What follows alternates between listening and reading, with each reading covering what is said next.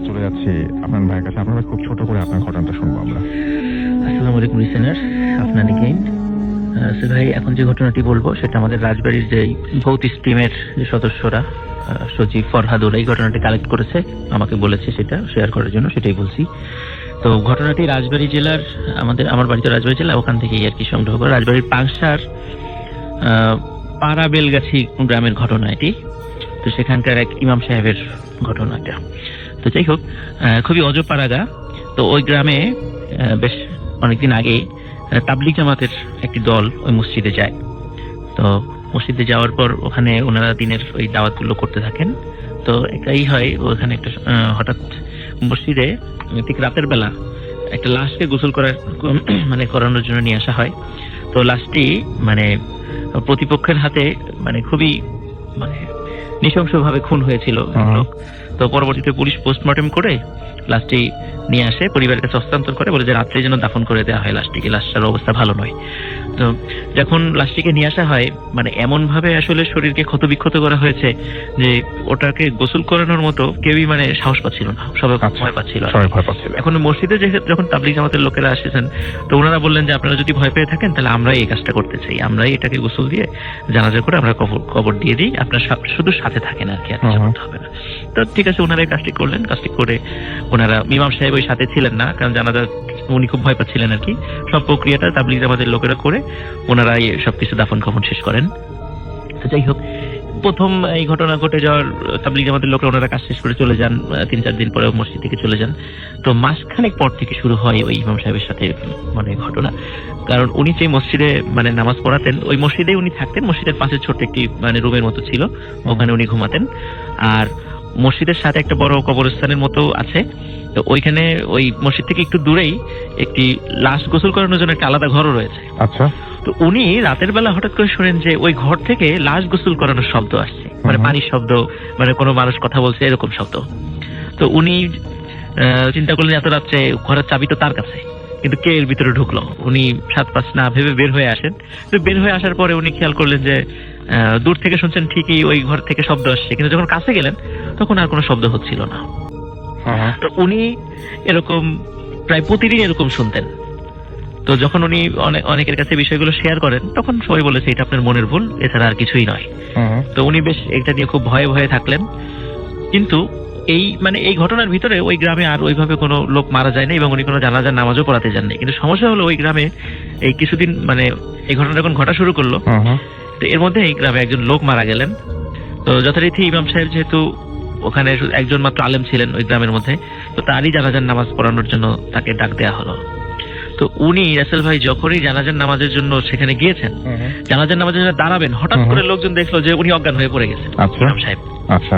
তখন ধরাধরি হলে তাকে জ্ঞান ফেরানো হলো। জ্ঞান ফেরানোর পরে আবার যখন উনি জানাজার নামাজের জন্য দাঁড়িয়েছেন, ঠিক একই রকম ভাবে আবার উনি জ্ঞান হারিয়ে ফেললেন। আচ্ছা। শেষ পর্যন্ত অন্য জায়গা থেকে লোক ডেকে এনে জানাজার নামাজটা পড়ানো হলো। তো ওনাকে জিজ্ঞেস করা হলো যে আপনি জ্ঞান হারাচ্ছিলেন কেন বারবার? তো উনি ওই সময় কোনো উত্তর দেন নাই। ওই সময় উনি কাউকে কিছু বলেন নাই, বলেছে আমি অসুস্থ হয়ে পড়েছিলাম, এতটুকু বলে উনি শান্ত হয়েছেন। কিন্তু রাসেল ভাই, উনি এরপর থেকে স্টিল না, উনি জীবিত আছেন এখনো, এখন পর্যন্ত কোনো জানাজার নামাজ পড়াতে পারেন না। তার পিছনে কারণ উনি বলেছেন, যখনই উনি জানাজার নামাজ পড়ানোর জন্য দাঁড়ান, তখনই দেখেন ওই যে সেই ব্যক্তিটি, যেই ব্যক্তিটির গোসল জানাজা পড়িয়েছিল তাবলিগ জামাতের ভাইরা, তো উনি তো ওটা করার নাই, জানাজা করার নাই ভয়ে। তো উনি দেখেন যে ওই লোকটি ওনার কাছে এসে দাঁড়িয়েছে, এবং দাঁড়িয়ে এসে ওনার কোনো কথা ছাড়াই ওনার গলা চেপে ধরেন, এবং উনি সেন্সলেস হয়ে যান। ওনার সাথে রাসেল ভাই এখনো এই ঘটনাটি ঘটছে। যিনি জানাজার নামাজ পড়াতে গেলেই ওনার সাথে এই ঘটনা ঘটে। এখন এই ঘটনার পর থেকে উনি এখন আর কোনো জানাজার নামাজ পড়ান না। এই ছিল রাসেল ভাই ঘটনা। ধন্যবাদ। থ্যাংক ইউ ভেরি মাচ আপনার ঘটনার জন্য। এখন চলে যাব সরাসরি আহমেদ বাবু ভাইয়ের কাছে, তার লাস্ট ঘটনাটা আমরা শুনে আসবো। আপনারা সঙ্গে থাকুন। বাবু ভাই, শুনি আপনার ঘটনা। থ্যাংক ইউ রাসেল ভাই। এই ঘটনা হচ্ছে রাহাত ভাইয়ের ঘটনা। রাহাত ভাই খুব সিরিয়াস টাইপের একজন মানুষ, যে কোনো একটা সার্ভিসে ছিলেন, যেটা হচ্ছে খুব সিরিয়াস, গম্ভীর টাইপের সার্ভিস, যেটা নাম বললাম না। যাই হোক, উনি খুব এই অ্যাডভেঞ্চার প্রিয় মানুষ। তো উনি আমাদের ঢাকার খুব কাছাকাছি যে কোনো একটা রিসোর্ট আছে, নাম বলা যাবে না, লোকেশন বলা যাবে না, সেখানে উনি শুনতে পান সেখানকার একজন ম্যানেজার ওনাকে বলেন যে আমাদের এখানে উদ্ভট কিছু হন্টেড কাহিনী ঘটে, আপনি আসেন। যেহেতু আপনি অ্যাডভেঞ্চার প্রিয় মানুষ, তা আপনাকে আমি ইনভাইট করছি। তো উনি 3 বার ওখানে গিয়েছিলেন, এবং 3 বারের মধ্যে শেষের বার উনি যে ঘটনার সম্মুখীন হন সেটা বলছি। জি। এর আগে 2 বার যখন উনি রিসর্টে গিয়েছেন, এবং উনি সভাপতি যেহেতু অ্যাডভেঞ্চার করতে যেতেন, একাই যেতেন এখানে, এবং সভাপতি আসলে দল বেঁচে গেলে কোথাও এরকম খুব একটা দেখার সম্ভাবনা থাকে না। তো উনি এবং বেছে বেছে যেই একদম মানে আর কি একটু মানে দূরের যে রুমটা, সেখানে উনি থাকতেন রাতে। আর সভাপতি ওই রিসোর্টে রাতের বেলা মানুষ খুব কমই থাকতো, খুব 1-2টা ফ্যামিলি এরকম হয়তো কখনো থাকছে, বা 1-2টা মানুষ আর কি। দিনের বেলায় ঘুরে চলে যায় মানুষ বেশিরভাগ সময়। তো উনি যেটা করে, শেষবার জেনে গেছেন উনি যখন, তখন ওখানে রাতের বেলা উনি শুয়ে আছেন, এবং রাত হচ্ছে, গভীর হয়েছে, এবং উনি মানে অ্যাজ ইউজুয়াল ওনার মতোই আছেন। উনি সাধারণত কম্পিউটার ব্রাউজ বা কোনো ফোন বা ট্যাব নিয়ে বসতেন না আর কি, রাতের বেলা বসে বসে বই পড়তেন, আর উনি চেষ্টা করতেন পরিবেশটা মানে দেখার। তো রাত তখন বেশ গভীর হয়ে গেছে রাসেল ভাই, রাইট 1টার পরে এরকম সময় উনি বারান্দায় বসেছিলেন। তো বারান্দা থেকে উনি খেয়াল করলেন হঠাৎ যে ওখানে দূরে মানে ওই রিসোর্ট থেকে প্রায়, রিসোর্টটা তো আপনার মানে বেশ ফাঁকা জায়গা আর কি, মাঠ আছে, মাঠের পর গাছগাছালি আছে। তো দূর থেকে দেখতেছেন যে কোথাও একটা আলো নাচানাচি করতেছে, মানে ওই গাছপালার ওই পাশ থেকে মাঝে মাঝে দেখা যাচ্ছে, মাঝে মাঝে দেখা যাচ্ছে না। উনি ফার্স্টে মনে করছিলেন মনে হয় জোনাকি টোনাকি কিছু কিনা। তো এটা চিন্তা করে উনি মানে ওইটা নিয়ে এত মাথা কামান নেই। কিছুক্ষণ পরে উনি দেখতেছে আলোটা বেশ ডিফারেন্ট, লাইক কেউ যদি হাতে কোনো প্রদীপ বা কিছু নিয়ে যদি নড়াচড়া করে, হাঁটাহাঁটি করে যেরকম হয় সেরকম। তো উনি খুব কিউরিয়াস হয়ে গেলেন। উনি আস্তে আস্তে আপনার ওই ওপর থেকে নামলেন, দোতলা ছিল, দোতলা থেকে আস্তে আস্তে নিচে নামলেন, নেমে গেট দিয়ে বেরোলেন। বেরোয় উনি আস্তে আস্তে ওই লনের পাড় দিয়ে হাঁটতে শুরু করলেন। তো তখন একটা মাঠ পড়ে, মাঠ থেকে আলোটাকে আরো ভালো মতো উনি একটু ভিজুয়ালাইজ করলেন, যে আলোটা মনে হচ্ছে মানে একটা কোনো একটা চার কোণা, মানে কেউ লাইক একটা সার্কেল ঠিক না, স্কোয়ার কোনো জায়গা ঘুরে ঘুরে বারবার ওটাকে ঘুরছে না, আবর্তন করছে আর কি। আচ্ছা। তো উনি ওটাকে ফলো করতে করতে করতে আসলে মাঠ পার হলেন। গাছগাছালির ভেতর দিয়ে আলো ঠিক মতো দেখা যাচ্ছে না, এটা কি কোনো বাতি বা কিছু। তো দেখতে দেখতে একসময় উনি সেই পুকুর পাড়ে চলে আসেন, একটা পুকুর দেখলেন, একটা পুকুর, সেখানে বাঁধানো ঘাট আছে। এবং উনি যখন পুকুর পাড়ে আসছেন তখন আর আলোটা পুকুরের কোনো পাশেই নাই। আচ্ছা। মনে হচ্ছে ঠিক যেন পুকুরের ভেতর থেকে আসতেছে আলোটা। তো উনি হেঁটে হেঁটে হেঁটে হেঁটে করলেন কি, ঘাটের কাছে গেলেন, শান বাঁধানো যে ঘাটটা, ঘাটের কাছে উনি দাঁড়ায় দেখলেন যে পুকুরের যে মানে যেখানে মানুষ পানিতে নামে সেই জায়গাটাতে মানে একটা আলো ছিল আর কি। আলোটা টপ করে নিভে গেল উনি যাওয়ার সাথে সাথে, এবং পরে like a glance, for a moment ওনার মনে হলো যে ওখানে একটা মানুষ দাঁড়ানো ছিল। এবং উনি তো মানে আসলে বলছি যে একটা মানে একটা এমন প্রফেশন থেকে আসেন যেখানে ওনার এটার ভয় পাওয়ার কিছুই নেই, বাট উনি একটু মানে শকড হলেন তখনও, যেরকম অন্ধকার রাত 1টা বেশি বেজে গেছে, ঝিঝি ডাকতেছে এরকম সময়, এরকম একটা ব্যাপার। আর উনি এই সময় আপনার একটা পাখির ডাক শুনলেন, জাস্ট লাইক কোকিল বা কিছু যদি ডাকে গভীর রাতে, হ্যাঁ ওরকম একটা পাখির ডাক শুনতে। আচ্ছা। তো শুনে উনি অন্ধকারটা যখন একটু শুয়ে আসছে চোখে, তখন উনি দেখলেন যে পুকুরের মধ্যে একটা মেয়ে মানুষ দাঁড়ানো, এবং বোঝা যাচ্ছে ওখান থেকে যে তার চুল অনেক লম্বা, মানে পানিতে হয়ে আছে আর কি। আচ্ছা।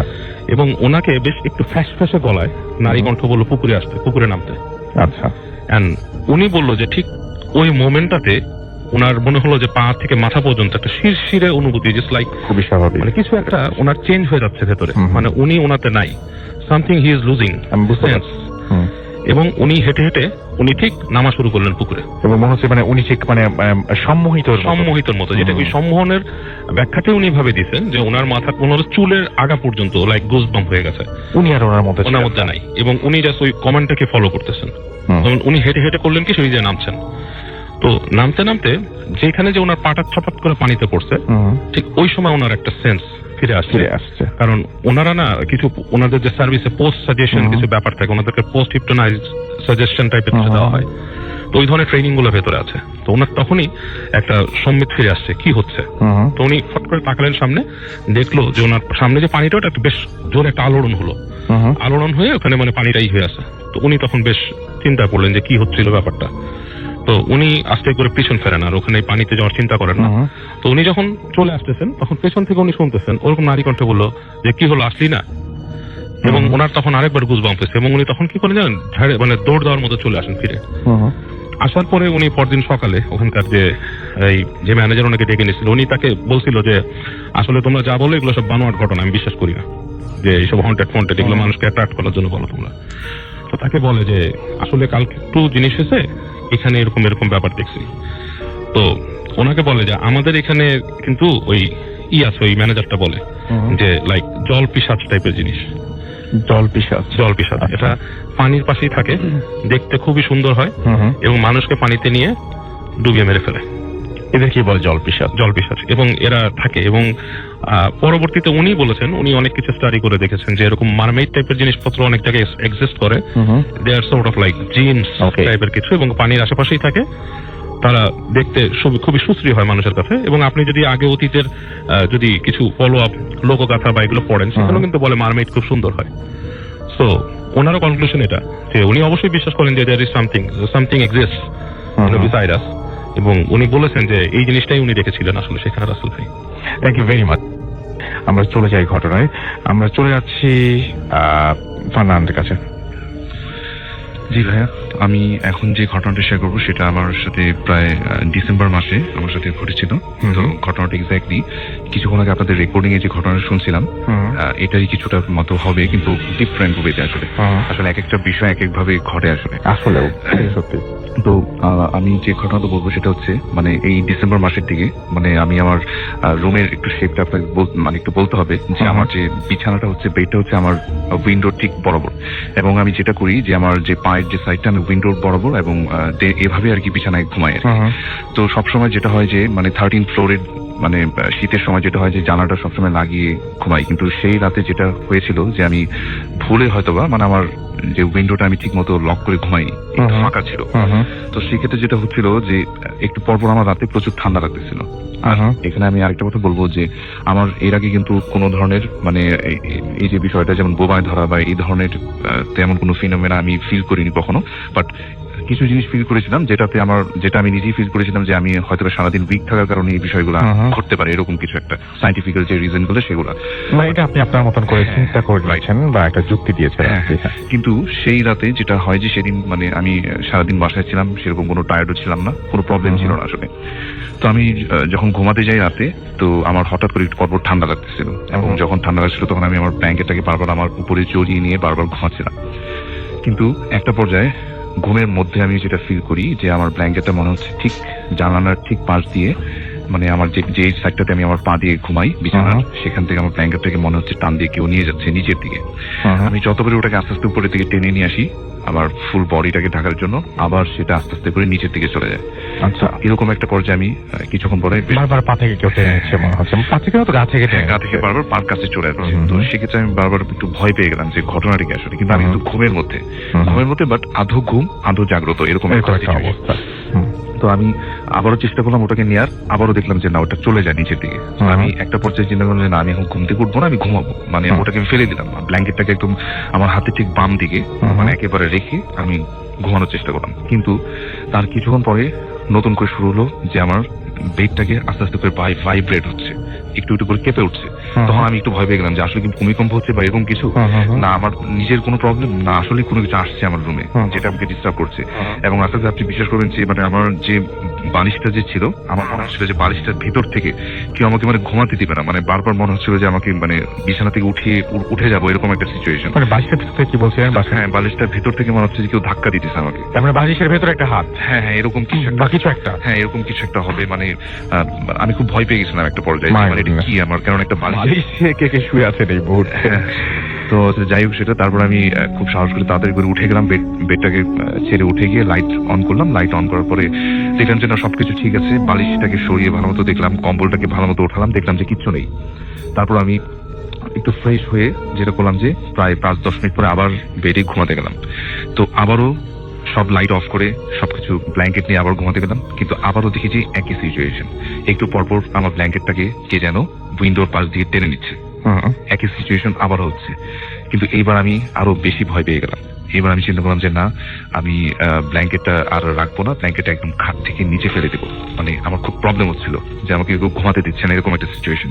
তো আমি তখন সাথে সাথে আমার ব্ল্যাঙ্কেটটাকে আমার হাতের বাম পাশে আবারও ঠিক একইভাবে যখনই ফেলে দেবো, তখনই আমি যেটা ফিল করলাম আমার ব্ল্যাঙ্কেটের ঠিক ভেতর থেকে মনে হচ্ছে একটা কিছু অনেক জোরে আমাকে একটা বাড়ি দিয়ে আমার পার মধ্যে একটা এনার্জির মতো মানে ফিল করলাম যে একটা এনার্জি আমার পায়ের মধ্যে একটা অনেক জোরে বাড়ি দিয়ে সাথে সাথে আমার জানালা দিয়ে বাইরে চলে গেল। এবং সেটা আমি নিজের চোখে দেখেছি, এবং এটার কালার ছিল অনেকটা রাসেল ভাই মানে অনেকটা অরেঞ্জ এবং ইয়েলো এরকম একটা টাইপ। মানে জাস্ট ছোট এক হাতের মতো এটার হাইট হবে, এবং এটা একটা জাস্ট অনেকটা ধোঁয়াশা টাইপের, মানে রাতের অন্ধকারে এটাকে আমি একটা লাইটের মতো দেখলাম, যে একটা লাইটের মতো এরকম অরেঞ্জ অথবা ইয়েলোইশ এরকম একটা কালারে হঠাৎ করে আমাকে বাড়ি দিয়ে সাথে সাথে আমার জানালার যে মানে উইন্ডোটার যে পাশটা খালি ছিল সেখান থেকে ওটা চলে গেল, এবং সাথে সাথে আমি ভয় বিছানা থেকে উঠে গেলাম। আচ্ছা, এই ছিল আমার ঘটনা ভাই। এবং থ্যাংক ইউ ভেরি মাচ। আমরা এখন চলে যাবো আবার হাফেজ মঈনুদ্দিন ভাইয়ের কাছে তার সেকেন্ড স্টোরি শোনার জন্য, তারপরে আবারও ফিরে আসবো আপনাদের কাছে। Stay tune. আপনার নামটা তো আমরা বলেই দিলাম, আমরা সরাসরি ঘটনায় চলে যাই। ঠিক আছে ভাই। আমি তাই মেন জিন ছাড়াতে গেছিলাম। জি। ফেব্রুয়ারি 2 তারিখে তো পরীক্ষার আগে দিয়েই ওকে জিনের যে ধরা। তো ও ছিল, তার গায়ের রংটা ছিল কালো বর্ণ। আমি যখন ওর গার্জেন সবাইকে নিয়ে বসে জিনটাকে হাজির করানো হয় ওর শরীর থেকে, তখন তার গায়ের রংটা একেবারে পরিষ্কার হয়ে গেছে, একেবারে হলুদ বর্ণ, যা দেখতে খুব সুন্দর দেখা যাচ্ছিল। আচ্ছা। মেয়েটার গায়ের রং ছিল কালো, কিন্তু যখন তাকে আমি বসে যখন কাজ করতে জিনকে হাজির করালাম, তখন ওর গায়ের রং একেবারে পরিষ্কার। আর ও কিন্তু চোখে কাজল দেয়নি, তখন তার চোখটার মধ্যে পুরো টানা ধরে কাজল ছিল। জি। যখন সেটা হাজির করলাম, তখন আমি তাকে জিজ্ঞেস করলাম যে তুমি কোথা থেকে ধরছো বা কেন বা ধরছো, তুমি চলে যাও। ও কথা বলে না, ও শুধু ঘুমাইতেছিল, কান্না করতেছিল, ভুন ভুন করে কান্না করতেছিল। তখন আমি ওকে বলছি, দেখো তুমি আজকে চলে যাবা, তুমি এখানে থাকতে পারবো না, কোথা থেকে আসছো বলে দাও, তুমি থাকতে পারবো না, চলে যাও। ও যখন বারবার কথাটা বলতেছে, ও এমন রাগান্বিত হয়েছে যে ও যখন চোখটা খুলছে, চোখ বন্ধ ছিল তো, চোখটা যখন তাকালো আমাদের দিকে, সাথে সাথে কিছুক্ষণের মধ্যেই ঘরের বাতিটা ফিউজ হয়ে গেছে, আপনি বন্ধ হয়ে গেছে। আর ওর চোখ এমন হয়েছে যা ওর তো সবাই ভয় পাইছে, চোখটা ব্যতিক্রম, পুরো একেবারে ব্যতিক্রম, যা সবাই দিকে ভয়। আর ঘরের বাতিটা ফিউজ হয়ে যাওয়ার কারণে সেই ঘরটাতে এমন আলো হয়েছে, মনে হচ্ছে ঘরের মধ্যে আগুন জ্বলতেছে, আগুনের আভা যেমন পুরো ঘরটা লাল করে ফেলে, এরকম ঘরটা আলোকিত হয়ে গেছে। আচ্ছা। এরপরে যখন আমি বললাম যে তুমি চলে যাবা, তখন ও আমাকে বলছে ঠিক আছে যাব, আমাকে লাল শাড়ি দিতে হবে আর একটা মুরগি দিতে হবে। আমি ঢাকেশ্বরী মন্দির থেকে আসছি, আমি সেখানে চলে যাব, তোমরা সেখানে গিয়ে একটা মুরগি আর লাল শাড়ি দিয়ে এসো, তারপর আমি যাব। আমি ওদেরকে বললাম ঠিক আছে, আপনারা একটা লাল কাপড় দিয়ে একটা মুরগি দিয়ে ঢাকেশ্বরী মন্দিরকে নিয়ে দিয়ে আসেন, ও থাকবে না, চলে যাবে। পরবর্তীতে তারা সুস্থ হয়ে আসে, সেই দিনটা চলে যায়। সেটা মন্দির থেকে আসা ছিল, ঢাকেশ্বরী মন্দির থেকে। আচ্ছা, এবং আপনি দেখলেন যে যখন চোখ খুললো তখন লাইট ফিউজ হয়ে গেল, লাইট বাতিটা। আচ্ছা, আপনি তো আজকেও আমাদের ফেসবুকে ছবিতে নেই, আপনি ছবি তোলেন না, আপনি টিভি দেখেন না? আমি কখনো টিভি সিনেমাও দেখেন না? না, এগুলো কিছু দেখেন না, কিন্তু এই জিনিসগুলো আমরা কিন্তু হরর ফিল্মে মানে দেখি, এবং এই জিনিসগুলো কিন্তু হয় যে এরকম চোখ খুললো লাইট ফিউজ হয়ে গেল, এই জিনিসগুলো কিন্তু দেখি। দেখেন মানে ব্যাপারটা হচ্ছে কি যে সমস্ত জিনিস সব মানে মানুষজন শোনেন বা বহুদিন ধরে প্রচলিত, সেই সমস্ত জিনিসই কিন্তু পরে বইয়ে লেখা হয়, সেই সমস্ত জিনিসই কিন্তু মুভিতে উঠে আসে। তো যাই হোক, আমরা এই প্রসঙ্গে আরো কথা বলবো। আমরা আপাতত একটা জিনিস বলি নেই, আমি এই বিষয়ে প্রায় 3-4টা জায়গায় এরকম হয়েছে। যেমন আমি একটা ফ্যাক্টরিতে গেছিলাম, সমস্যা ছিল, যখনই বসছি হাজির করাবো, ওই সময়তে তার 6টা বাতি ছিল, টিউবলাইট গুলো লম্বা, সাথে সাথে শেষ হয়ে গেছে, ফিউজ হয়ে গেছে। পরের লোক আমাকে জিজ্ঞেস করতেছে, ভাইয়া বাতি কেন ফিউজ হয়? তখন হ্যাঁ, বাতি ফিউজ হয়ে গেছে, সেটা নিয়ে এসে। ওকে, আপনার নামটা প্লিজ একটু বলবেন, তারপর আপনার ঘটনায় যাব আমরা। জি, আসসালামু আলাইকুম রাসেল ভাই, আমি ইকবাল হাসান সোহাগ বলছিলাম। জি, আপনার ঘটনা এসছে একজয় আমরা। জি, আমি সরাসরি আমার ঘটনায় চলে আসছি। এটা হচ্ছে সিরাজগঞ্জের একটা ঘটনা। জি জি। এই ঘটনাটাই হচ্ছে কি যে আমার একটা বন্ধু আর বড় ভাই, দুই বন্ধুর নাম হচ্ছে ফাহিম আর বড় ভাইয়ের নাম হচ্ছে ফাহাদ। আচ্ছা। তো ঘটনাটা ঘটে হচ্ছে বড় ভাইয়ের সাথে, ফাহাদ ভাইয়ের সাথে। তো আমার বন্ধুটা হচ্ছে কি যে আমার সাথে পড়াশোনা করতে রাজশাহীতে, আর আমার ওই যে ফাহিমের বড় ভাই যে ফাহাদ ভাইয়া, উনি ঢাকায় পড়াশোনা করতো। তো কোন একটা সময় আমরা হচ্ছে কি যে ফাহাদ ভাইয়ের সাথে মিট করি, তখন ফাহাদ ভাই আমাকে এই ঘটনাটা বলে, যেভাবে বলেন। তো আমি সরাসরি ঘটনায় চলে যাচ্ছি। ফাহাদ ভাইয়া ছুটিতে কোন একটা ভ্যাকেশনের ছুটিতে হচ্ছে আসেন সিরাজগঞ্জ ওদের গ্রামের বাড়িতে আসেন। গ্রামের বাড়ির ডিসক্রিপশন আমি একটু দিয়ে দিই যে ওনাদের বাড়ি থেকে প্রায় 500 metre, I mean half kilometre দূরে একটা বাজার আছে। আমি গ্রামের নামটাও বলছি না বা বাজারের নামটাও বলছি না। সেটা হচ্ছে কি যে, তো এই যে হাফ কিলোমিটার রাস্তা, এই রাস্তার মাঝখানে একটু জঙ্গল পড়ে, জঙ্গল, বাঁশের ঝাড়, এগুলো সবগুলাই থাকে। তো উনি ঢাকা কোনো একটা ভ্যাকেশনে ঢাকা থেকে ছুটিতে হচ্ছে কি যে গ্রামের বাড়িতে চলে যায়। চলে যাওয়ার পরে তিনি গ্রামের বন্ধু বান্ধবের সাথে গল্প করেন। গল্প করার পরে অনেক রাত পর্যন্ত অনেক কিছু খাওয়া দাওয়া করেন, যেটা হচ্ছে ভাজাপুর যেটা করে বাজারে যেটা হয় সচরাচর। এটা করার পরে তিনি খাওয়া দাওয়া করে মানে বন্ধু বান্ধবের সাথে গল্প গুজব করার পরে প্রায় 11টা বেজে যায় রাত্রি। তখন সবাই যার যার বাড়িতে চলে যায়। ঠিক একইভাবে ফাহাদ ভাইয়াও চলে আসে। আস্তে আস্তে ওই রাস্তা দিয়ে আসার সময় তিনি গ্রামের ওই রাস্তা পরিচিত, ওই রাস্তাতে কিছু হয় না এটা উনি জানেন। এইভাবে উনি কখনো এত রাত্রে আসেননি। তো সেদিনকে রাত্রে তিনি চলে আসছেন। আসার পরে ঠিক রাস্তার মাঝখানে যখন চলে আসলেন, মানে দুইটার দূরত্বে যখন মাঝখানে তিনি ওই বাসঝাড়ের কাছে, তখন ওই বাসঝাড়ের কাছে খুব জোরে সর শব্দ শুরু হয়। যদি কখনো জোরে বাতাস বয় যে শব্দটা হয় বাসঝাড়ে, এরকম শব্দ শুরু হয়। আর হচ্ছে কি যে উনি ওনার গায়ে একটা অনুভব করেন যে একটা উষ্ণ বাতাস ওনার গায়ে লেগে চলে যায়। আচ্ছা, তিনি এটা কিছু মনে করেন না। তিনি সচরাচর রাত্রেবেলায় চলে আসেন। চলে আসার পরে হাত মুখ ধুয়ে ওনার মা ওনাকে বলেন কি যে ভাত খেয়ে যা। তখন উনি বলছে যে না মা, আমি খাবো না, ভালো লাগছে না। মানে ওনার শরীরটা তখন থেকেই একটু অন্যরকম হওয়া শুরু হয়। আচ্ছা, সে রাত্রে উনি ঘুমিয়ে যান। ঘুমানোর পরে সে রাত্রে তার অনেক জ্বর চলে আসে, হঠাৎ করে অনেক জ্বর চলে আসে।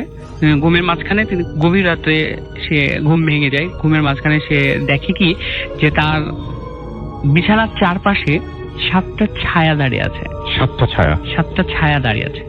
সে মনে করে কি যে আমি হয়তো বা ঘুমের মধ্যে আছি, আমি এটা ভুল করছি হয়তো। তো 7টা ছায়া যেহেতু দাঁড়িয়ে আছে, তখন হচ্ছে কি যে তিনি কি করলেন, আবার ঘুমিয়ে গেলেন। বাট পরের দিন ঠিক একই সময়ে আবার তার ঘুম ভেঙে যায়, কিন্তু পরের দিন সে একেবারে সুস্থ, তার কোনো হচ্ছে জ্বর থাকে না, একেবারে সুস্থ মানুষ, কোনো জ্বর নাই। কিন্তু এই যে আগের দিন রাত্রে যেভাবে ঘুম ভেঙে গিয়েছিল, পরের দিন রাত্রেও ঘুম ভেঙে গিয়েছে এবং তিনি স্পষ্ট দেখতে পাচ্ছেন ওই 7টা ছায়া তার বিছানার চারপাশ দিয়ে দাঁড়িয়ে আছে। এবার তিনি মানে ঘরের মধ্যে হচ্ছে জিরো লাইট জ্বলছিল, এই জন্য হচ্ছে কি যে তিনি এই ছায়াগুলো দেখতে পাচ্ছিলেন।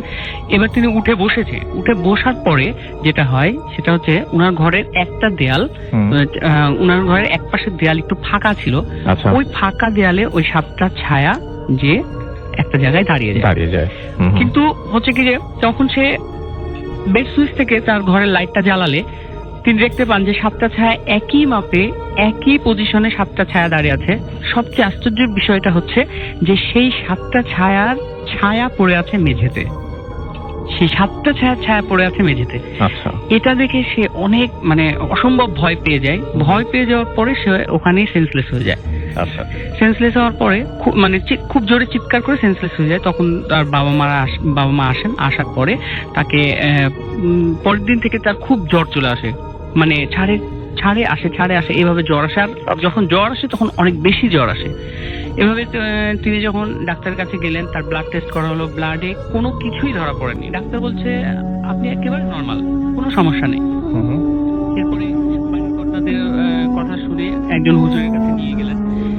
হুজুরের কাছে নিয়ে যে জিনিসটা হলো সেটা হচ্ছে কি যে ফাহাদ ভাইয়া ওনার বাবা মাকে নিয়ে হুজুরের কাছে গেলেন। হুজুর যে ঘরে থাকতেন, এই ঘরে ঢোকার সময় হুজুর দরজা খোলার সাথে সাথে হুজুর বলছেন যে ওই 7 জনকে বাইরে রেখে আসো। আচ্ছা, মানে সবচেয়ে আশ্চর্যের বিষয়, এখানে হুজুরকে কেউ কিন্তু কিছুই বলেনি, বাট হুজুর বলছে যে ওই 7 জনকে বাইরে রেখে আসো। তখন হচ্ছে ফাহাদ ভাইয়া মানে একটু আশ্চর্য হয়ে যায়, যেমন আমার সাথে তো কেউ নেই। তখন বলছে আচ্ছা ঠিক আছে, তোমার সাথে কেউ নেই, কিন্তু আমি দোয়া পড়ছি, তারপর তুমি ঘরের মধ্যে ঢুকো। তারপরে উনি ঝাড়ফুঁক কিছু দিলেন। তারপরে ফাহাদ ভাইয়া ভিতরে ঢুকলেন। ভিতরে ঢোকার পরে ফাহাদ ভাইয়াকে একটা তাবিজ দিলেন। বললেন যে তুমি এটা তোমার ডান হাতে বেঁধে রাখবা। আর উনি বললেন যে কোনো একটা সময় যে তোমাদের বাড়িটা ওই যে বলে যে বাঁধানোর যে ব্যাপারটা, বাড়িটা বেঁধে দিবে। তো এইভাবে আজও ফাহাদ ভাইয়ার হাতে আমি ওই তাবিজটা দেখেছি। আর হচ্ছে যে ওনাদের বাড়িটা বাঁধা আছে। এরপর থেকে ফাহাদ ভাইয়ের সাথে আর কিছু হয়নি। Thank you very much. আমরা পরের ঘটনায় যাব। হাফেজ নুরউদ্দিন ভাইয়ের কাছে তার একটা ঘটনা রয়েছে, সেটা আমরা শুনবো।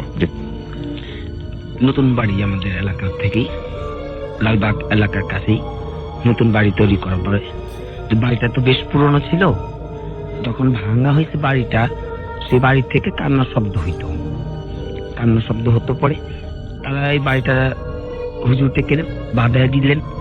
পরবর্তীতে যখন নতুন বাড়ি করা হলো, দোতলা বাড়িটা খুব দ্রুত করে কালারিং করেছেন, কিন্তু সেখানে এখনো লোকজন কেউ বসবাস করেন নেই, যাননি এখনো।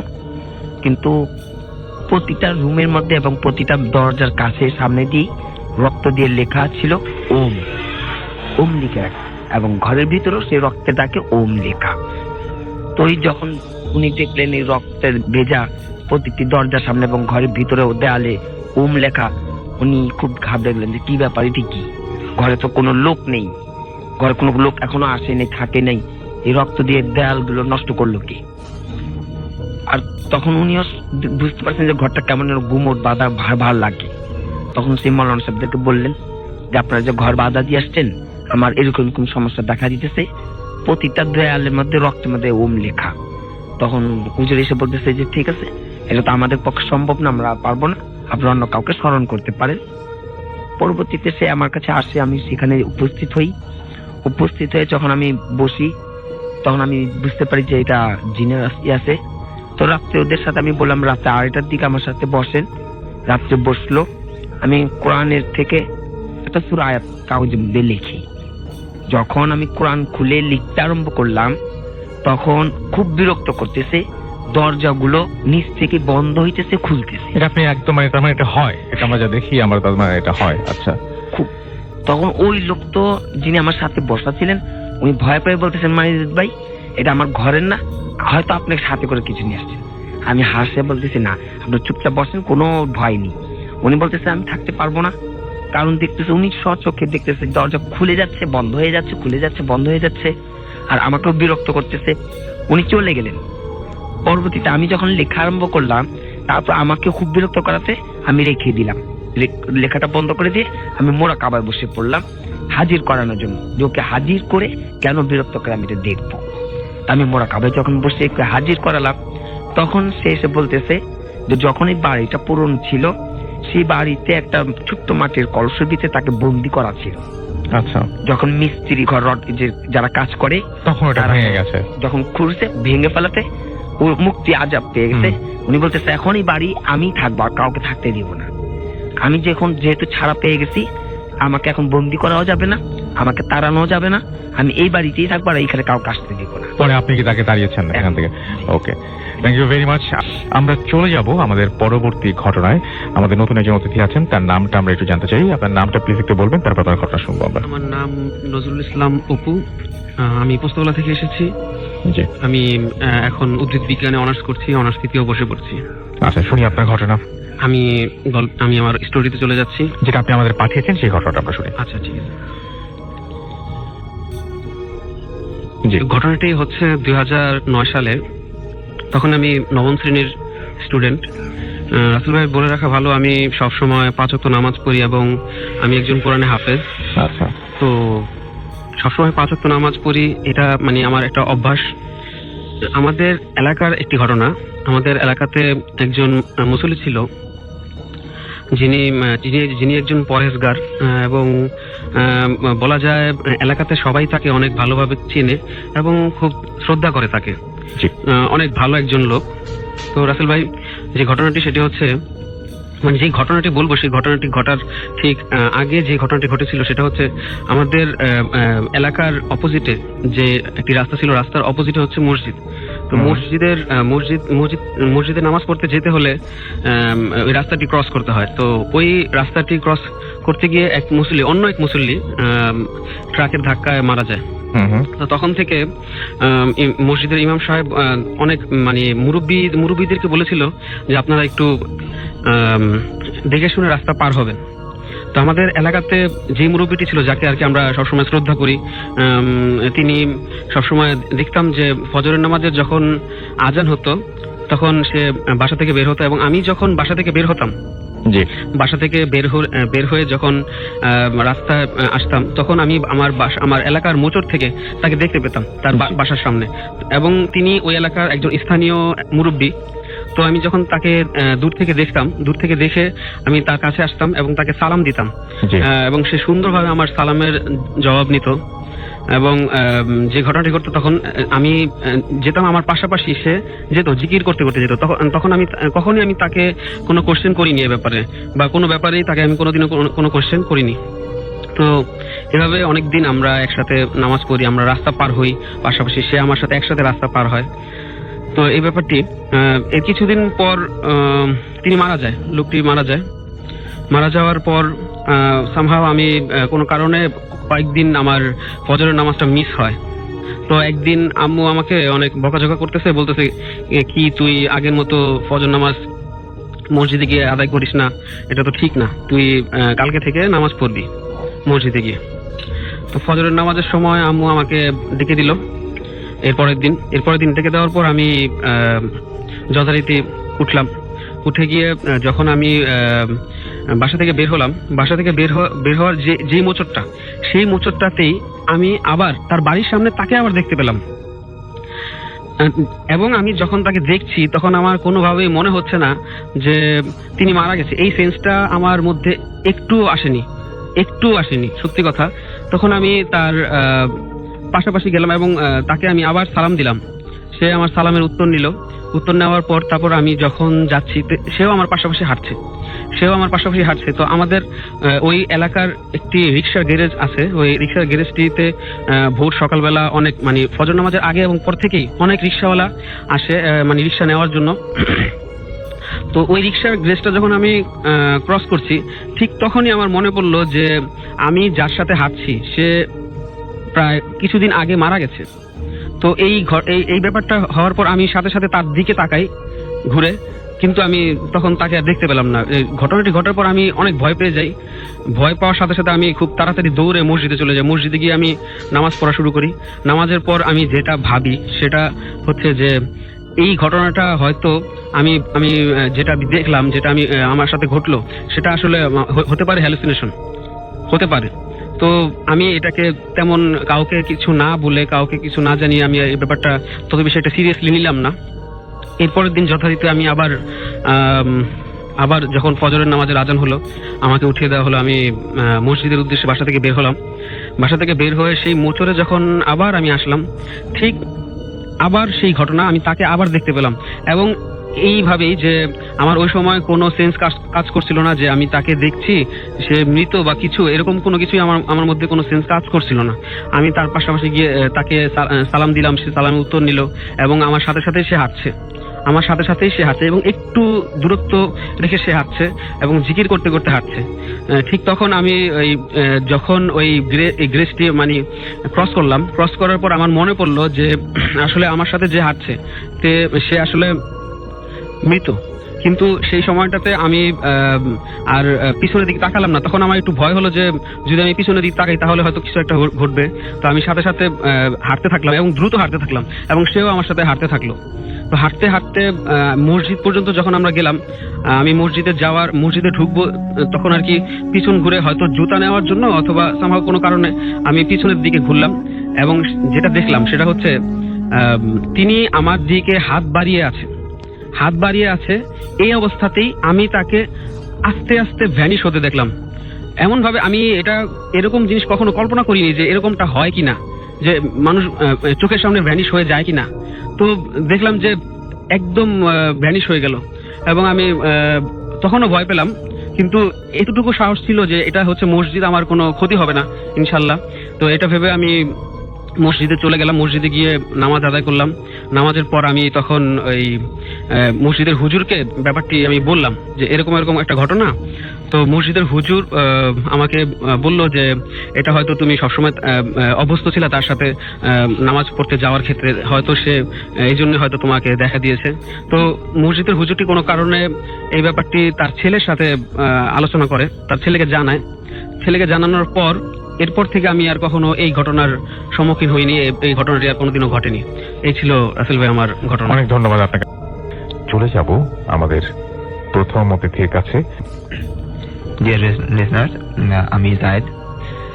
আমি আগেও আপনাদের সাথে আমার পরিচিত, রেডিও ফোনের মাধ্যমে আমার গল্পগুলো শেয়ার করছি আপনাদের সাথে। আমি আজকে রাসেল ভাইয়ের অনুমতিতে আবার আপনাদের সাথে আরেকটি গল্প শেয়ার করার জন্য এসেছি। আমার আজকের গল্প বেসিক্যালি ঢাকা শহরকে কেন্দ্র করে, রামপুরা এলাকাকে কেন্দ্র করে আমার এই ঘটনা। এবং খুব মজার ঘটনা, সবাই মন দিয়ে শুনবেন। গত বছর 2016 জুলাই 1 তারিখ বেসিক্যালি ঘটনাটা ঘটেছিল জুলাই মানে ঈদের পরবর্তী দিন ঘটনা ঘটেছিল। আপনারা নিশ্চয়ই জানেন যে গত 2016 জুলাই মাসে আমাদের বাংলাদেশে এক ন্যাক্কারজনক ঘটনা ঘটেছিল, এবং সে কারণে ঘটনাটার তারিখগুলো আমার এত ভালোভাবে মনে আছে। তো ঘটনাটা আমি শুরু করছি। আমাদের মেস চেঞ্জ করা হয়েছিল, অর্থাৎ আমরা এক বাসা থেকে শিফট করে আরেক বাসায় আমরা কলিগরা শিফট করেছিলাম। তো শিফট করা হয়েছিল বেসিক্যালি জুলাইয়ের 1 তারিখে। আমি কিছু ফ্যামিলির কারণে আমি আমার বাসা চলে যাওয়াতে আমি শিফটিং এর সময় ঢাকা থাকতে পারিনি, মানে মেস চেঞ্জের সময় বাসা থাকতে পারিনি। তো আমি কিছুদিন পরে ঈদ আপনারা জানেন যে জুলাই মাস প্রথম দিকে ঈদ ছিল, তো আমি ঈদের পরবর্তী দিনে আমি ঢাকায় চলে আসি আমার মেসের জিনিসপত্র সবকিছু ঠিক করে গোছগাছ করার জন্য। তো আমি আসার আগে আমার এখানে এক কলিগ ছিল শুধু, বাকি সবাই ঢাকায় চলে গিয়ে সবাই ঢাকায় বাইরে ছিল। তো আমি ওই কলিগকে জানিয়েছিলাম যে আমি আসছি এবং আমি রাত্রে গাড়িতে উঠলে পরবর্তী দিন সকালবেলা আমি ঢাকায় থাকবো ইনশাআল্লাহ, আপনি আমাকে সেখান থেকে রিসিভ করে নিয়ে নতুন বাসায় আমরা চলে যাব। তো আমি ওনাকে প্রথমে জানিয়েছিলাম যে আমি রাত্রে গাড়িতে উঠছি, কিন্তু কোনো কারণ বশত আমি সেদিন রাত্রে গাড়িতে উঠতে পারিনি। পরবর্তী সকালে আমি গাড়িতে উঠলাম এবং অ্যারাউন্ড 11:30-12টার মধ্যে আমি ঢাকা শহরে ছিলাম। তো আমি ওনাকে ঢাকা শহরে পৌঁছার পরে বেশ কয়েকবার, পৌঁছার আগেও এবং পৌঁছানোর পরে আমি বেশ অনেকবার ওনাকে ট্রাই করেছি, ওনার নাম্বারে ফোন দিয়েছি, এবং কিন্তু আমি ওনাকে একবারও ফোনে পাইনি। তো আমি এসে ওনার জন্য অপেক্ষা করছিলাম যেখানে আমাকে অপেক্ষা করতে বলা হয়েছিল, এবং আমি আশাছিলাম যে উনি আমাকে না পেয়ে থাকলে সকালবেলা যদি উনি এসে আমাকে না পেয়ে থাকেন তাহলে উনি আমাকে অবশ্যই ফোন করবেন, ভাই আপনি কোথায় আছেন বা কিছু। কিন্তু আমি কোনো ধরনের ওনার কাছ থেকে রিপ্লাই পাইনি। আমি ওখানে অপেক্ষা কিছুক্ষণ থাকার পরে আমি আমার অন্যান্য কলিগদেরকে ফোন করা শুরু করলাম, ভাই বাসার অ্যাড্রেস বলে দেন, আমি কোথায় যাবো, কিভাবে যাবো, এক্সেট্রা এক্সেট্রা। তো ওনারা জানালেন ঠিক আছে ভাই আপনি অমুক জায়গায় রামপুরা এই বাসায় এই বিল্ডিং এততলা আপনি যান, আপনি ওখানে আমাদের নতুন মেস হচ্ছে ওটা। আমি সেই হিসাবে ওখানে পৌঁছালাম। আমি পৌঁছানোর পরে আমাদের মেস ছিল 5 তলায়। তো আমি 5 তলায় যখন উঠলাম তখন আমার যে কলিগ আমাকে রিসিভ করার কথা ছিল তখন দেখছি যে উনি দরজার তালা বন্ধ করছেন। তো আমি ওনাকে দেখে বললাম যে ভাই আপনি আমাকে রিসিভ করতে আসার কথা, আপনি আমাকে রিসিভ করতে আসেননি কেন? তো উনি আমাকে কোনো রিপ্লাই দেননি সেই মুহূর্তে। আমি ওনাকে বললাম আপনি কোনো কাজে বেরিয়েছেন? উনি বললো এতটুকু বলে উনি আমাকে চাবি দিয়ে উনি বের হয়ে গেলেন। আমি ওনাকে বললাম যে ভাই আপনি আসার সময়, তো আমি বললাম আমি কোথা থেকে আসলাম, মানে আমি জাস্ট এমনি ফান করে হেসে কথাটাকে উড়িয়ে দিল। তো উনি ভাবলো যে উনি সকালবেলা যখন আমাকে নিচে নামছে তখন উনি দারোয়ানকে চাবি দিয়ে গেছে একটা, যাতে আমি আসলে চাবিটা আমি পেয়ে যাই। ঘটনাটা তখন ঘটলো যখন আমি ওনাকে জিজ্ঞেস করলাম যে ভাই আমার জন্য আপনি কোনো খাবার নিয়ে এসেছেন কিনা। তখন উনি বলে যে ভাই আপনার জন্য আমি খাবার কেন আসবো, আপনি যে এসেছেন সেটাই তো আমি জানি না। আমি বললাম ভাই আপনি কি বলছেন, সকালবেলায় তো আপনি আমাকে দরজা খুলে দিয়ে গেলেন, আপনি কিভাবে বুঝলেন যে আমি বাসায় কিভাবে ঢুকলাম? আমি বলে যে না আমি তো নিজে দারোয়ানের কাছে চাবি নিয়ে রেখে গেছি, আপনি হয়তো চাবি নিয়ে আসলাম এটা ভাবছি। বলছি না ভাই আমি তো কোনো চাবি নিয়ে আসিনি, আমি তো উপরে এসে দেখি যে আপনি দরজা বন্ধ করতেছেন। আমি আপনাকে বললাম যে ভাই আমাকে চাবি দিয়ে যান, আমি থাকি, আপনি আমার জন্য খাবার নিয়ে আসেন।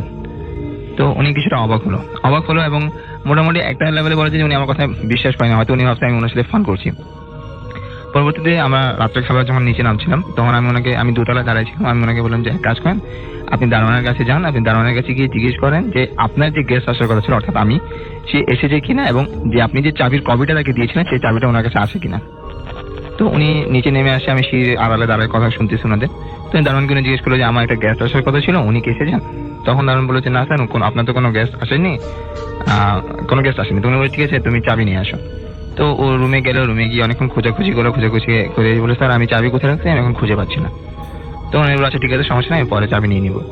তো এই ঘটনাতে উনি আসলে বুঝতে পারছে যে এখানে কিছুটা ঘটে গেছে। আমিও মোটামুটি, কারণ আমি মোটামুটি এই ধরনের ঘটনা একটু অভ্যস্ত, তাই আমি বুঝতে পারছি যে কিছুটা বড় কিছু ঘটেছে এখানে। তো আমি আর উনি খেতে বসলাম টেবিলে। তো কিছুক্ষণ উনি চুপচাপ থাকার পর উনি নিজেই বললো যে ভাই এমনও হতে পারে যে দারোয়ান ছিল না, আপনি হয়তো চুপি ওর রুম থেকে চাবি নিয়ে দরজা খুলে আপনি ঢুকে গেছেন, এই কথাটা বলে আপনি আমাকে ভয় দেখাচ্ছেন।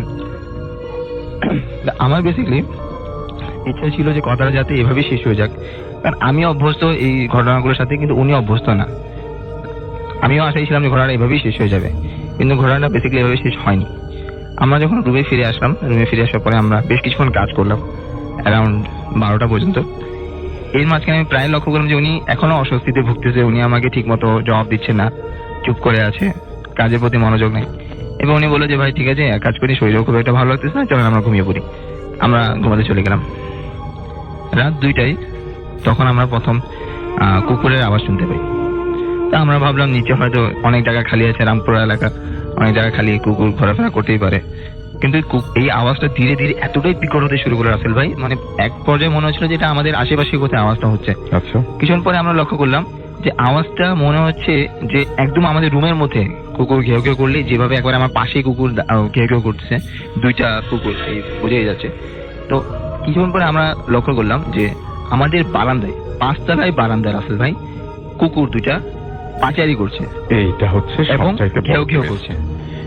এইটা হচ্ছে এই ঘটনার সবচেয়ে বড় twist। এতটা কুকুরগুলো এত উঁচু যে আমার শুয়ে, মানে আমরা ফ্লোরে ঘুমাচ্ছি হুম হুম। এবং আয়নার ওই পারে, মানে জানলার ওই পারে, মানে বারান্দায় যে জানলা আছে ওই পারে আমরা কুকুরকে মুভ করতে দেখতে পাচ্ছি, মানে ব্ল্যাক কালার শ্যাডোটা মুভ করতেছে এই পাশ থেকে ওই পাশে, হুম হুম। এবং বিকট আওয়াজ। আমরা আমাদের সাধ্যমতো দোয়া, আমাদের সাধ্যমতো যত ইয়ে আছে, ওজিফা আছে, আমরা করা শুরু করলাম।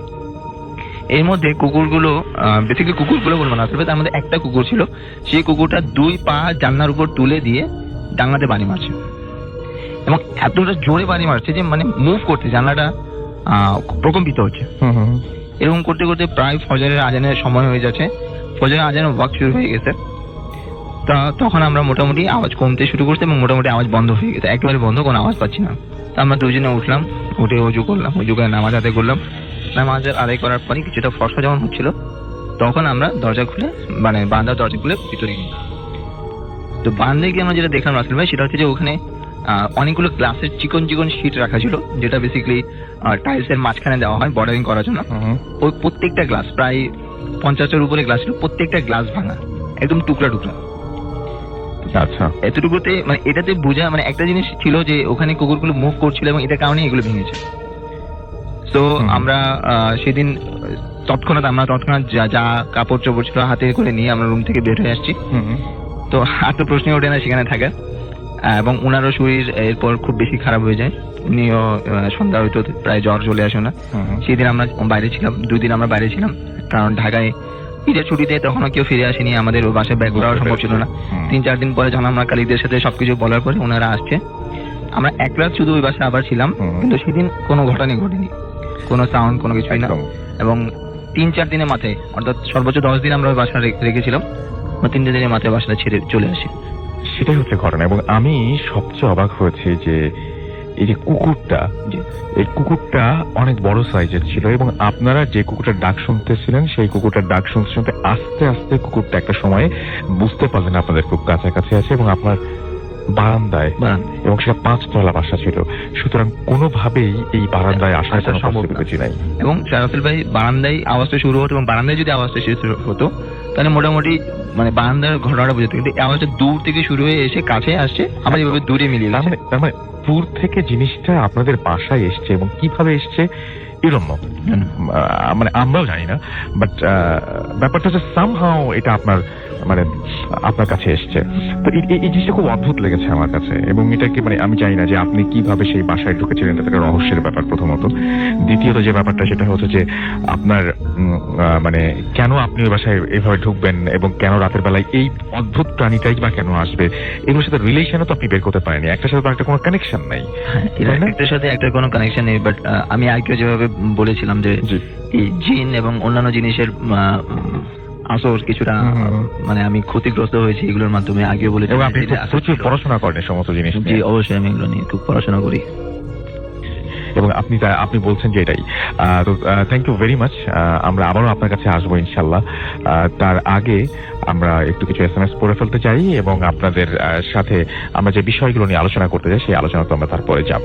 তো আমাদের সঙ্গেই থাকতে হবে, এবং দারুণ দারুণ সব ঘটনা রয়েছে। আমি বলেছি যে আজকের এপিসোডটি হতে পারে হয়তো আজকের episode one of the best episode. So আমার এবারের আমার এখন যে ঘটনাটা বলতে যাচ্ছি সেটা মহাসড়ক রিলেটেড। আমরা অফিসের কিছু খালি একটা বাসে করে, মিনি বাসে করে, 24 জনের একটা মিনি বাসে করে আমরা ভারতের দিকে যাচ্ছিলাম, বেনাপোল বর্ডার ক্রস করে কলকাতা যাওয়ার জন্য। তো আমরা এখানে রাত্রেবেলা একটু লেট নাইট আমরা রওনা দিয়েছিলাম, কারণ যেটা আমরা সকালবেলা ওখানে পৌঁছালে বর্ডার ক্রস করতে পারি, আমাদের বেশি সময় যাতে নষ্ট হয়। তো আমরা এখান থেকে রওনা দেওয়ার পরে আমরা অ্যারাউন্ড 3-3:30 পরে পদ্মা ক্রস করেছিলাম, ফেরি ক্রস করেছিলাম। ফেরি ক্রস করে কিছুক্ষণ পরেই মানে জাস্ট 5 or 10 মিনিট আমরা হার্ডলি ড্রাইভ করেছিলাম। তারপর আমরা আমাদের বাসের পিছে থেকে একটা অ্যাম্বুলেন্স প্রচন্ড জোরে হর্ন দিয়ে যাচ্ছে। তো আমাদের যে সুপারভাইজার ছিল সে আমাদের ড্রাইভারকে বলছে যে ভাই আপনি গাড়িটাকে সাইড দিয়ে দেন, ও দেখেন না কত বারবার ইয়ে করছে, হর্ন দিচ্ছে। তো অ্যাজ ইউজুয়াল ড্রাইভার মানুষ, সে অ্যারোগেন্স, না আমি কেন তাকে সাইড দিব। তো আমাদের সুপারভাইজার একবার পিছে ঘুরে দেখলো যে এটা একটা অ্যাম্বুলেন্স। তো সে বললো যে ভাই অ্যাম্বুলেন্স সাইড দিয়ে দেন, রোগী মানুষও থাকতে পারে। তো উনি সাইড দিয়ে দিল, আমরা ড্রাইভার সাইড দিয়ে দিল। তো গাড়িটা আমাদেরকে ক্রস করে সামনে চলে গেল। বলে রাখছি যে আমি ফ্রন্ট সিটে ছিলাম এবং আমার সাথে আমার খুব ক্লোজ একজন কলিগ ছিল। আমরা দুজনেই জেগেছিলাম, গল্প করছিলাম। আমরা দেখছিলাম যে আমাদের সামনে অ্যাম্বুলেন্স চলে এসেছে এবং বাসের আলোতে আমরা স্পষ্ট অ্যাম্বুলেন্সকে দেখতে পাচ্ছি। অ্যাম্বুলেন্সের গায়ে লেখা অ্যাম্বুলেন্স, লাশবাহী গাড়ি, দুটোই আমরা আমরা খুব সুন্দর করে লক্ষ্য করছি, নাম্বার দেওয়া সবকিছু। কিছুক্ষণ পরে একেবারে চোখের সামনে থেকে রাসেল ভাই গাড়িটা একদম ভ্যানিশ, নাই, একবার কিছু নাই যাতে ওখানে, মুহূর্তের মধ্যে একদম মুহূর্তের মধ্যে। এটা দেখার পর সুপারভাইজার একটু শকড, মোস্ট প্রবাবলি সুপারভাইজার নতুন ছিল। সেটা বলছে ভাই এটা কি হলো। তো এগুলো হয় রাস্তাঘাটে, এগুলো হয়, এগুলোর দিকে এত নজর দিতে নেই, চুপচাপ থাক, শান্ত থাক। তো এটার পর থেকে দেখলাম যে সুপারভাইজার নিজে একটু মানে কেমন গুটিয়ে গেল, ইঞ্জিনের উপর বসে পড়লো। কিছুক্ষণ যাওয়ার পরে আমরা দেখলাম যে ওই অ্যাম্বুলেন্সে রাসেল ভাই রাস্তার একপাশে উল্টে পড়ে আছে এবং একজন ওয়ার্ড বয় সে হাত দিয়ে আমাদের বাসকে থামানোর চেষ্টা করছে যে আমাদের অ্যাক্সিডেন্ট হয়েছে, আমাদের হেল্পের দরকার। তো আমাদের ড্রাইভার কি করলো, ক্রস করে, খুব দ্রুত ক্রস করে চলে গেছে ওই অ্যাম্বুলেন্সকে। তো এটা দেখে সুপারভাইজার আবার একটু রেগে গেল। সুপারভাইজারকে বললো আগে আপনি দেখছেন ভাই অ্যাম্বুলেন্স অ্যাক্সিডেন্ট হয়েছে, আপনি গাড়ি থামাবেন, এটা কোনো কথা হলো, মানবতা বলে কিছু আছে। তো ড্রাইভার বারবার ওনাকে এটা বোঝাচ্ছে যে ভাই এগুলো নিয়ে তুই মাথায় ঘামাইস না, তুই তো দেখছিস কি হয়েছে, কিন্তু তারপরও এটা মাথায় ঢুকতেছে না। তো যেহেতু এই আলাপ এতটুকু চলছে, তো গাড়িটা বেশ অনেকটুকু সামনে চলে গেছে, আমাদের গাড়ি বেশ ফাস্ট ছিল। তো কিছুক্ষণ পরে যখন এই চিল্লাচিল্লি সুপারভাইজার এবং ড্রাইভারের আওয়াজ শুনে কয়েকজন স্যার, আমাদের সিনিয়র স্যার ছিল, ওনারা জেগে উঠছে। তারা জিজ্ঞেস করলেন যে ভাই কি সমস্যা। তো এরকম স্যার আমাদের একটা অ্যাম্বুলেন্স পিছিয়ে দেখলাম অ্যাক্সিডেন্ট হয়েছে, উনি থামাচ্ছে না। তো স্যাররা বলেন যে না এটা তো কোনো ইয়ে না, তুমি গাড়ি ব্যাক করো। তো আমরা গাড়ি ব্যাক করে আবার ফিরে আসলাম এবং ওই স্পটে এসে দেখি রাসেল ভাই দেয়ার ইজ নাথিং, কোনো কিছু নেই। একটা গাড়ি অ্যাক্সিডেন্ট করলে, পড়ে গেলে, একটা লরি সেটাকে নিয়ে যাবে, যতটুকু সময় প্রয়োজন তাও যায়নি এখানে। কোনো চিহ্ন নেই যে একটা গাড়ি পড়ে গেছে, কেউ আহত হয়েছে, কোনো গাড়ি গাছে ধাক্কা খেয়েছে, রোডে ধাক্কা খেয়েছে, কোনো কিছু কোনো চিহ্ন নেই, কমপ্লিটলি ভ্যানিশড। তো এটার পরে আমাদের যে সুপারভাইজার ছিল যথেষ্ট ইয়ে হয়েছে এবং ক্যালকাটা যাওয়ার পরে সে অসুস্থ ছিল এবং সে এতটাই অসুস্থ ছিল যে অলমোস্ট সে 6 মাসের মতো অসুস্থ ছিল এবং তার হাফ বডি প্যারালাইজড হয়ে গেছে। ও মাই গড। এবং সে ক্যালকাটায় ট্রিটমেন্টে ছিল এবং কিছুদিন আগে সে ট্রিটমেন্ট শেষ করে দেশে ব্যাক করেছে। Thank you very much. যাই হোক, আমরা চলে যাব আমাদের পরবর্তী ঘটনায়, আমাদের পরবর্তী অতিথির কাছে। আপনার নামটা প্লিজ একটু বলবেন, তারপর আপনার ঘটনায় যাব আমরা। Next second. জি জি শ্রোতা বন্ধুরা, আমি সঞ্জয় বলছি। আমি এসেছি যাত্রাবাড়ি থেকে এবং আমি বিশেষ একটি প্রতিষ্ঠানে, আমি একটি সরকারি চাকরি করি এবং আমি একটি বাংলাদেশের বিশেষ পরিচিত প্রতিষ্ঠানে চাকরি করছি। তো আমি সঙ্গত কারণে প্রতিষ্ঠানের নামটি বলতে চাচ্ছি, তবে আমি আমার আরো একটি বিশেষ পরিচয় হচ্ছে যে নতুন বাজারে ভাটারাতে একটা সঙ্গীত শিক্ষাদের সঙ্গীতায়ন নামে আমরা ঘটনায় যাব। প্লিজ ঘটনায় যাব আমরা। প্রথমত আমি যে ঘটনাটা বলতে চাচ্ছি, অনেক দিন আগে, আজ থেকে প্রায় 70-80 বছর আগের কথা। তো তখন আমি 97-98 দিকে গ্রামের বাড়ি যাই আমার দাদুর কাছে দুটো গল্প শোনা। এর মধ্যে আমি প্রথম গল্পটা শেয়ার করছি। আজ থেকে অনেক আগে যখন আমাদের পার্শ্ববর্তী দেশ ভারতে বাংলাদেশ থেকে অনেক লোক চলে যেতেন, সেখানে যাওয়ার পরে ভারত সরকার অনেকেই কাউকে থাকার জন্য জমি কিংবা কৃষিকাজ করার জন্য গরু, তারপর ঘর তোলার জন্য টিন, নানা বিষয় দিয়ে তাদেরকে ওখানে বসবাস করার মতো সুবিধা করে দিতেন। তো সেই ক্ষেত্রে আমার পরিচিত যে ব্যক্তির কাছে আমি ঘটনাটা শুনেছি, যে আমার দাদুর কাছে থেকে ওটা কালেক্ট করা, তো সেখান থেকে ওনারা গ্রামের মানুষ বলে তারা প্রচন্ড সাহসী ছিলেন এবং সবসময় ম্যাক্সিমাম সময় দেখা তাদের মধ্যে বিভিন্ন ধরনের ভৌতিক ঘটনাগুলো ঘটতো। যেমন রাতের বেলা কখনো তারা ঘুমানোর পরে শুনতে পেত যে দরজার সামনে দিয়ে কেউ এসে নক করছে। আবার কখনো যখন নাকি মাটির চুলোতে তারা রান্না করতো, তো পেছন দিয়ে অনেক সময় কেউ একজনকে এসে ডাক দিত, কিংবা যিনি রান্না করতেন তার শাড়ির আঁচল ধরে টান দিত, তার রান্নার যখন মাছ রান্না হতো মাছ ভাজা রেখে দিয়ে চলে যেত, এমন সময় দেখা যেত যে মাছ পাওয়া যাচ্ছে না।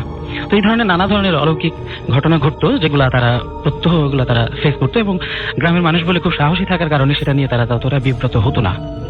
তো সেই ক্ষেত্রে সবচেয়ে বড় ঘটনা যেটা, যে যারা এমনিতে সনাতন ধর্মাবলম্বী তারা একটা বিশেষ বিষয় সম্পর্কে জানেন, যে ধর্মীয় বিভিন্ন অনুষ্ঠানকে সনাতন ধর্মাবলম্বীদের সেই শব্দে বলা হয় হরি সভা। সেই হরি সভা শেষ করে আসার পর ম্যাক্সিমাম সময় অনেক রাত হতো। তো সেই ঘরের কর্তা যখন বিভিন্ন সময় বিভিন্ন জায়গা থেকে হরি সভা শেষ করে রাস্তা দিয়ে আসতেন, অনেক শ্মশানের সামনে দিয়ে, অনেক পুকুরের সামনে দিয়ে, অনেক বাঁশ ঝাড়ের সামনে দিয়েও সে আসতেন। তো সেই সময়গুলোতে রাতের বেলা অনেক ভৌতিক কার্যক্রমের সম্মুখীন হতেন।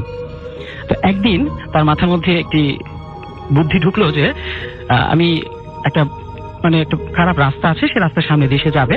তো ভাবলো যে আমি এদিক দিয়ে যাব, আমি অন্য রাস্তা দিয়ে যাবো না, যদিও অন্য রাস্তা দিয়ে গেলে একটু সময় বেশি লাগবে।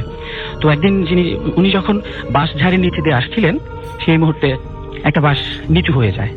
তো নিচু হয়ে যাওয়ার পরে সে বাসটাকে এড়িয়ে যে চলে যাবে, সেই বাধাটা আসছিল বারবার, যে বাসের সামনে যখন উনি যায় বাসটা উঁচু হয়ে যায় কিংবা নিচু হয়ে যায়, ওনাকে যাওয়ার জন্য রাস্তা দিচ্ছিল না। তো এমন পরিস্থিতিতেও সে খুব সাহস দেখে বাসের সামনে দিয়ে সে চলে আসে, কিংবা অনেক সময় দেখা যায় যে পুকুর পাড়ের সামনে দিয়ে আসার সময় পুকুর পাড়ে একদিন উনি দেখতে পান যে পুকুরের সামনে বসে, পাড়ের সামনে বসে একজন লোক তার নিজের পেট থেকে নাড়ি ভুড়ি বের করে নিজেই ধুচ্ছে। এগুলোও সে দেখে ততটা ভয় ভীত সন্ত্রস্ত হতো না। তো এমন বিষয়াদি দেখতে দেখতে একসময় অনেকদিন পর উনি রাস্তা দিয়ে এমন হরিসভা শেষ করে রাস্তা দিয়ে আসার সময় একদিন দেখতেছে যে ওনার সামনে দিয়ে অনেক বড় একটা খাসি। সেটা দেখে উনি বুঝতে পারছে যে এই খাসির আকৃতিটা এতটাই বিকট আকৃতির, যা স্বাভাবিক কোনো বিষয় নয়। তো সেটা শোনার পর উনি এই খাসিটার সামনে গিয়ে দাঁড়ান, এবং খাসিটার তার দিকে ঘুরে যখন তাকান, তো উনি তার পায়ের স্যান্ডেল দিয়ে খাসিটার গায়ে একটা বাড়ি দেন। এরপরে খাসিটা দৌড় দিয়ে পালিয়ে যায়, কিন্তু খাসিটা এতটাই বেশি রাগান্বিত হয়ে যায়, তো ওনার উপর খুব ক্ষিপ্ত হয়ে যান। সময় পেলেই তাকে কার ক্ষতি করবে এই ধরনের বিষয় একটা ঘটে। তো একসময় আমরা বাইরে যে ঘটনাটা শুনলাম, আমরা সেই ঘটনাটি শুনি প্লিজ। সেটাই, হ্যাঁ, আমি আপনাকে তখন সংক্ষেপে শুনি আমরা। আচ্ছা, তারপর উনি একসময় এই খাসিটার গায়ে যখন উনি স্যান্ডেল দিয়ে বাড়ি মারেন, এই বাড়ি দেওয়ার পর সে অসুস্থ হয়ে পড়েন, ধীরে ধীরে এতটাই অসুস্থ হয়ে পড়েন, এবং সেই বাসাতে তার প্রতিবেশীরাও খুব দূরে দূরে থাকতেন। সেই প্রতিবেশীগুলাও যে সচরাচর তার বাসায় এসে তাকে সাহায্য করবে, সেই সুযোগটাও হতো না। তো যখন নাকি একদিন রাতে কর্তাটা খুব বেশি অসুস্থ হয়ে পড়েন, অসুস্থ হয়ে রাতের বেলায় মারা যান। মারা যাওয়ার পর তার দুটো ছোট ছোট সন্তান ছিলেন। মারা যাওয়ার পর রাতের বেলায় ওনার ওয়াইফ কান্নাকাটি করতেছে। তো কান্নাকাটি করার সাথে সাথেই একসময় যে ওয়াইফটা জানালা দিয়ে দেখতে পারে যে জানালার পাশ দিয়ে অনেকগুলো এক পায়ে হেঁটে আসছে, এক পায়ে এবং তার এক হাতে বেশ কয়েকটা অশরীরী শরীর আত্মার বিষয়টা হেঁটে আসছে। তো তাদের ঘরের ভেতর দিয়ে ঢুকবে, এই ধরনের উপক্রম দেখে ওয়াইফটা তার দুটো সন্তানকে নিয়ে গোয়াল ঘরে ঢুকে যায়। যে গরুর রাখা যে গোয়াল ঘরে ঢুকে যায়, সেখানে গিয়ে তার দুটো সন্তানকে বুকে জড়িয়ে ধরে সে তার নিজের ভয় কাটানোর জন্য অপেক্ষা করছিল। এমন সময় ঘরের ভিতরে ঢুকে সেই অশরীরী বিষয়গুলা তার সেই লাশটাকে ধরে টেনে হিঁচড়ে খেয়ে ফেলে, এবং দুর্ভাগ্যবশত সেটা লাশটা খেয়ে ফেলার পরেও তার ওয়াইফটা তার কাছে আসতে পারেনি। এই বিষয়টা দেখে সে প্রচন্ড কান্নাকাটি করে, এবং যখন সেই ভৌতিক আত্মাগুলো ঘর থেকে বেরিয়ে যাচ্ছিল, তখন গোয়াল ঘরের দিকে তাকিয়ে তার দিকে তাকানো হয়, কিন্তু তাকে আর তেমন এফেক্ট করেনি। কিন্তু পরদিন মহিলাটা কান্নাকাটি করে সেই লাশটাকে আর প্রতিবেশীকে জানাতেও পারেনি। কান্নাকাটি করে মহিলাটা বাংলাদেশে চলে আসে, কিন্তু পরবর্তীতে জানা যায় যে ওই অশরীরী আত্মাগুলো নাকি ছিল সেই ভারতের পাশ দিয়ে রেল লাইন দিয়ে যাওয়া, বিভিন্ন সুইসাইড করা বা এমনিতে অ্যাক্সিডেন্টলি মৃত্যুবরণ করা মানুষের আত্মার অশরীরী বৈশিষ্ট্যের ভৌতিক বিষয়গুলো। এই ছিল আমার ঘটনা প্রথমটা। হাই, হ্যালো, আমার নাম আয়াত, আমি নিউ ইয়র্কের ব্রুকলিনে থাকি। হ্যালো রাসেল ভাইয়া এবং বাংলাদেশের সবাই যেখানে যেখানে আছো, I think everybody is feeling so good, এটাই আশা করব। আমি আজকে যা শেয়ার করব এটা হচ্ছে আমার সাথে হয়েছে একটা খুবই ভয়ঙ্কর একটা ঘটনা। আমি জানি না এটা কতটুকু মানুষ ভয় পাবে, কিন্তু আমি অনেক ভয় পেয়ে থাকি এবং এখনো পাই, কারণ এটা আমার সাথে এখনো হয় মাঝে মধ্যে। বাট আমি চাইবো এমন কারোর সাথে যেন না হয়। ওকে, বেশি কথা না বলে আমার ঘটনাটা বলে ফেলি। আমরা তখন বাংলাদেশে থাকি, আমার ফ্যামিলি এবং আমরা সবাই। আমরা বাংলাদেশের মিরপুরে থাকতাম। আমাদের ছোট্ট একটা ফ্যামিলি, এবং চাইতাম যে সবাই মিলে একসাথে থাকতে। চৌথ ফ্যামিলি। আমার দাদু, আমার চাচু, আমার আম্মু আব্বু এবং আমি আমার আম্মু আব্বু একটাই মেয়ে। আমার দাদু আমাকে অনেক বেশি ভালোবাসতো, তো সবসময় আমি ওনার সাথে সাথেই থাকতাম। অনেক ছোট ছিলাম আর ফ্যামিলিতে একটাই মেয়ে ছিলাম, তো আদরটাও একটু বেশি ছিল। আমার দাদু, আমার আম্মু আব্বু সবসময় শুনতাম যে আমার দাদু সবসময় মানে শুনতাম যে উনি অনেক কিছু জানে, উনি মানে মানুষকে মানে কোনো কেউ বিপদে পড়লে, চিন্তা থেকে বিপদে পড়লে উনি এটা সমাধান করতে পারে। তো ওনার কাছ থেকে অনেক আল্লাহর রহমতে মাশাআল্লাহ অনেক কিছু শিখেছি, যেগুলো এখনো আমার কাজে দেয় আর ভালো জিনিসই শিখেছি। তো দুঃখের বিষয় হচ্ছে যে আমার দাদু হঠাৎ করে 2002 সালে মারা যান। তখন আমরা সবাই ভেঙে পড়ি। একটা সময় এসে আমরা 2004-এ এসে আমরা সবাই আমেরিকাতে চলে আসি। তো আমেরিকাতে আসার আগে এটা বাংলাদেশে থাকতে যেটা হতো, দাদু মারা যাওয়ার পরই আমার সমস্যাগুলো দেখা দেয় ছোটবেলায়। যে আমার আম্মুর সাথে আমি ঘুমাতাম, তো ঘুমিয়ে আছি, তখন দেখা যাচ্ছে যে অর্ধেক রাতে, আমি টাইমটা ঠিক ভালো করে বলতে পারবো না। আর তখন যেহেতু আমি ছোট, আমার আম্মুর কাছে জিজ্ঞেস করলে তারাও দেখা যাচ্ছে যে they didn't see the time that time, you know. So দেখা যেত যে প্রায় উঠে অর্ধেক রাতে উঠে কেমন যেন একটা ভাষায় আমি কথা বলতাম, আর আমার সেই ভাষাটা আমার আম্মু, আমার আব্বু বা কোনো মানুষই বুঝতে পেত না। তো তখন মানে কথা বলার সময় আমার চোখ বন্ধ থাকতো। আর হচ্ছে যেটা আমি শুনেছি ওদের থেকে, কেউ আমাকে মানে অনেক চেষ্টা করেও আমাকে মানে উঠাতে পারতো না। মানে আমি যে ওই জিনিসটা থেকে মুক্ত হয়ে আমি ওদেরকে অ্যান্সার করবো যে না আমার এটা হয়েছে বা ওটা হয়েছে, এরকম হতো না। তো ওভাবেই আমি কতক্ষণ কথা বলে আমি শুয়ে পড়তাম। এরপরে আবার আমাকে ডাকাডাকি করতো। তারপরে একটা সার্টেন টাইমে আমি ঘুম থেকে উঠে মানে সব ভুলে যেতাম যে কি বলছো, তোমরা স্বপ্ন দেখেছো। আমি ওদেরকে হেসে এভাবে বলতাম। তো যাই হোক, এমন করে বেশ কিছুদিন চলতে ছিল। তো আমরা 2004 সালে আমরা আমেরিকাতে চলে আসি। আমেরিকাতে চলে আসার পর আমার এই ধরনের সিচুয়েশন, তখন আমাকে একা আমি আমার বেডে আমার একটা নিজের রুম হলো, আমি বড় হচ্ছিলাম তখন। তো তখন আমি এরকম কোনো কিছু, আমি কখনো নিজের সাথে এমন কোনো কিছু ফিল করিনি। সো এভাবে সময় যাচ্ছিল। তো আমি গ্রাজুয়েশন করেছি 2008-এ। গ্রাজুয়েশন ঠিক বলবো না, আমি হাই স্কুল ফিনিশ করেছি 2008-এ। তো সেই সময় আমার কেন মনে আছে, বিকজ সেই দিনটাই, সেই ডেটেই 2008-এ সেদিন ছিল, আমার ভালো করে মনে আছে, সেদিন ছিল স্যাটারডে। হ্যাঁ, স্যাটারডেতে আমাদের গ্রাজুয়েশন পার্টি করে আমরা সবাই খুব ক্লান্ত ছিলাম। তো রাতে খুব তাড়াতাড়ি আমরা ঘুমিয়ে পড়েছিলাম। তো আমি সেদিন এতটাই হ্যাপি ছিলাম যে আম্মু আব্বুর সাথে একই বেডে, মানে আম্মুর সাথে আমি ঘুমিয়েছি। তো ফোনটা আমার হাতে ছিল। তো আই নো দ্যাট আম্মু এবং আব্বু তো আমি ফোনটা নাড়াচাড়া করছিলাম, হঠাৎ করে আমি দেখলাম যে আমার পাশে, মানে কিভাবে বলবো এটা, আমি ঘুমিয়ে আছি, আমার মাঝ বরাবর আমার দাদু লুঙ্গি পরতেন, একটা গেঞ্জির মতো করে পরতেন। আর উনি অনেক শুকনা ছিলেন, এত হেলদি ছিলেন না উনি। তো ঠিক আমি আই স হিম। তো আমি দেখছি যে আমার পাশে এসে দাঁড়িয়ে আছে এবং আমাকে উপর থেকে খুব মানে শক্ত করে সে দেখছে আমার, এবং কিছু একটা বলার সে আমাকে ট্রাই করছিল। তো আমি দেখে ওনাকে আমি ভয় পাবো নাকি আমি আম্মুকে ডাকবো নাকি চিৎকার করবো, আমার এরকম কোনো মানে হঠাৎ করে আমার এরকম কোনো ফিলিংস বা আমি মাথায় কিছু কাজ করছিল না। আমি ভয় পাচ্ছিলাম, কারণ আমার দাদুকে দেখাচ্ছিল খুব প্রচন্ড রকমের ভয়ানক একটা, আমি বলে বোঝানোর মতো না, প্রচন্ড রকমের ভয় লাগছিল ওনাকে দেখে আমার। যে আচ্ছা, সাধারণত মানুষকে দেখলে আমরা দেখি রক্ত মানুষের, মানে আই নো এটা আমার দাদু, উনি মারা গেছেন। আমি অনেক শুনেছি যে হ্যাঁ, মানুষ মারা যাওয়ার পরে মানুষকে দেখেন, যদি অনেক ভালোবাসা থাকে তাহলে। সো ভয় পাওয়ার কথা না, এরপরও ওনাকে দেখে একটা ভয়ঙ্কর ওনার চেহারাটা আমার কাছে লাগছিল, যে ভয় পাচ্ছিলাম।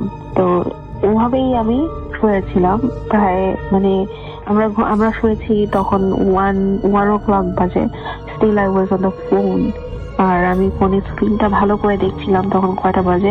আমি ফোনটা নাড়াচাড়া করছি, স্টিল তখনও আমি লাইটটা নাড়াচাড়া করছি এবং আমি জানি যে আমার পাশে আমার দাদু দাঁড়িয়ে আছে, which is he is no more and I was scary.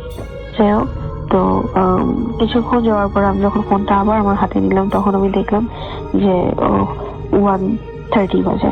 তো half an hour already gone, চলে গেছে। তো আমি আমার আম্মুকে মানে চিৎকার করলাম, জিজ্ঞাসা করে আম্মুকে, আম্মু দাদাই করে উঠলো, বললো যে কি হয়েছে, what happened to you? আমি বললাম যে আমি দাদুকে এক্ষুনি দেখেছি। আম্মু বললো যে এটা তুমি ঘুমের মধ্যে থেকে তুমি ভুল দেখেছো, ইটস ওকে, ঘুমিয়ে পড়ো, ডোন্ট ওয়ারি। তো আমার আম্মু কথা কাটিয়ে আমাকে বললো ঘুমের পড়তে। তো আমার সেদিনের মতো ওখানেই শেষ। এরপর থেকে আরো কিছু ভয়ানক ঘটনা ঘটেছে আমার সাথে। সেটা হলো যে হঠাৎ করে আমি দেখতাম যে আমার পাশ দিয়ে কেউ হেঁটে যাচ্ছে, হাঁটার শব্দ পেতাম, বাট কেউ মানে ইনভিজিবল পিপল। আমি এমন না যে কোনো শ্যাডো বা এমন কিছু দেখেছি, কখনোই দেখিনি শ্যাডো বা এমন কিছু, বাট আমি পায়ের শব্দ পেতাম। এরপরে আমি বসে আছি, আমার পাশে, আমার ঠিক কানের পাশে কেউ মানে নিঃশ্বাস ছাড়লে যেরকম মানে একটা কথা বললে আস্তে করে যে শব্দগুলো হয় সেই রকম শব্দ পেতাম। তো এমন ভাবে আমি কখনো পাত্তা দিতাম না, বিকজ আমি আসলে সাহসী বলবো না, বাট নিজেকে যতটা ইগনোর করা যায় এই সমস্ত ব্যাপার থেকে ভয় পেতাম অনেক বেশি। তো সাডেনলি আমার সাথে একটা ঘটনা ঘটলো তখন। তো 2008 পরে আমার বিয়ে হয়েছে 2013-এ। তো আমার বিয়ের পর আমি আমার হাজবেন্ড আমরা ঘুরতে গেলাম। তো আমি কখনো আমার হাজবেন্ডকে বলিনি যে আমার সাথে কি হয়, বাকি আমি সবসময় যেটা আমি ফিল করি আমি কখনোই বলিনি, বিকজ আমি ভয় পাই দেখা যাবে যে আমার সাথে ও ভয় পেয়েছে। তো এর জন্য আমি কখনো ওর সাথে এই সমস্ত ব্যাপার, অনেকে আছে বিশ্বাসও করতে চায় না যে কি বলো তুমি এই সমস্ত কথা। তো এর জন্য আমি চেয়েছি যে যতটা ইগনোর করা যায়। তো সাডেনলি আমার সাথে যেটা হয়েছিল তখন সেটা হলো আমরা মানে ভার্জিনিয়াতে ঘুরতে গেছিলাম। এটা হচ্ছে ওয়াশিংটন ভার্জিনিয়া। তো ওখানে ঘুরতে যেয়ে আমরা একটা হোটেল নিলাম, হোটেলে উঠলাম। তো রাতে 3টার সময় আমার খুব মানে ভালো লাগতো যে দিনের বেলা ঘুমাতাম, মানে এখনো আমার যে অভ্যাসটা আছে যে আমি সবসময় দিনের বেলা ঘুমাতে পছন্দ করি। যখনই মানে 6 o'clock হবে, 6 o'clock থেকে দুপুর 2টা পর্যন্ত আমার জব, আমার school, everything have to be after 3 o'clock in the afternoon. আমি কখনো মানে সকালবেলা ঘুম থেকে উঠে সেটা কাজ, job, school, I don't like this.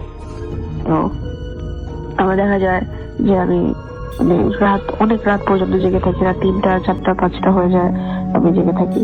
তো আমার হাজবেন্ডের সাথে আমি এরকম বাইরে বের হয়েছি ঘুরবো, ওই জন্য বের হলাম। রাত 3 o'clock তখন বাজে, 3 o'clock আর আমার ঠিক টাইমটা মনে নেই, 2 থেকে 3 o'clock এর ভিতরে হবে।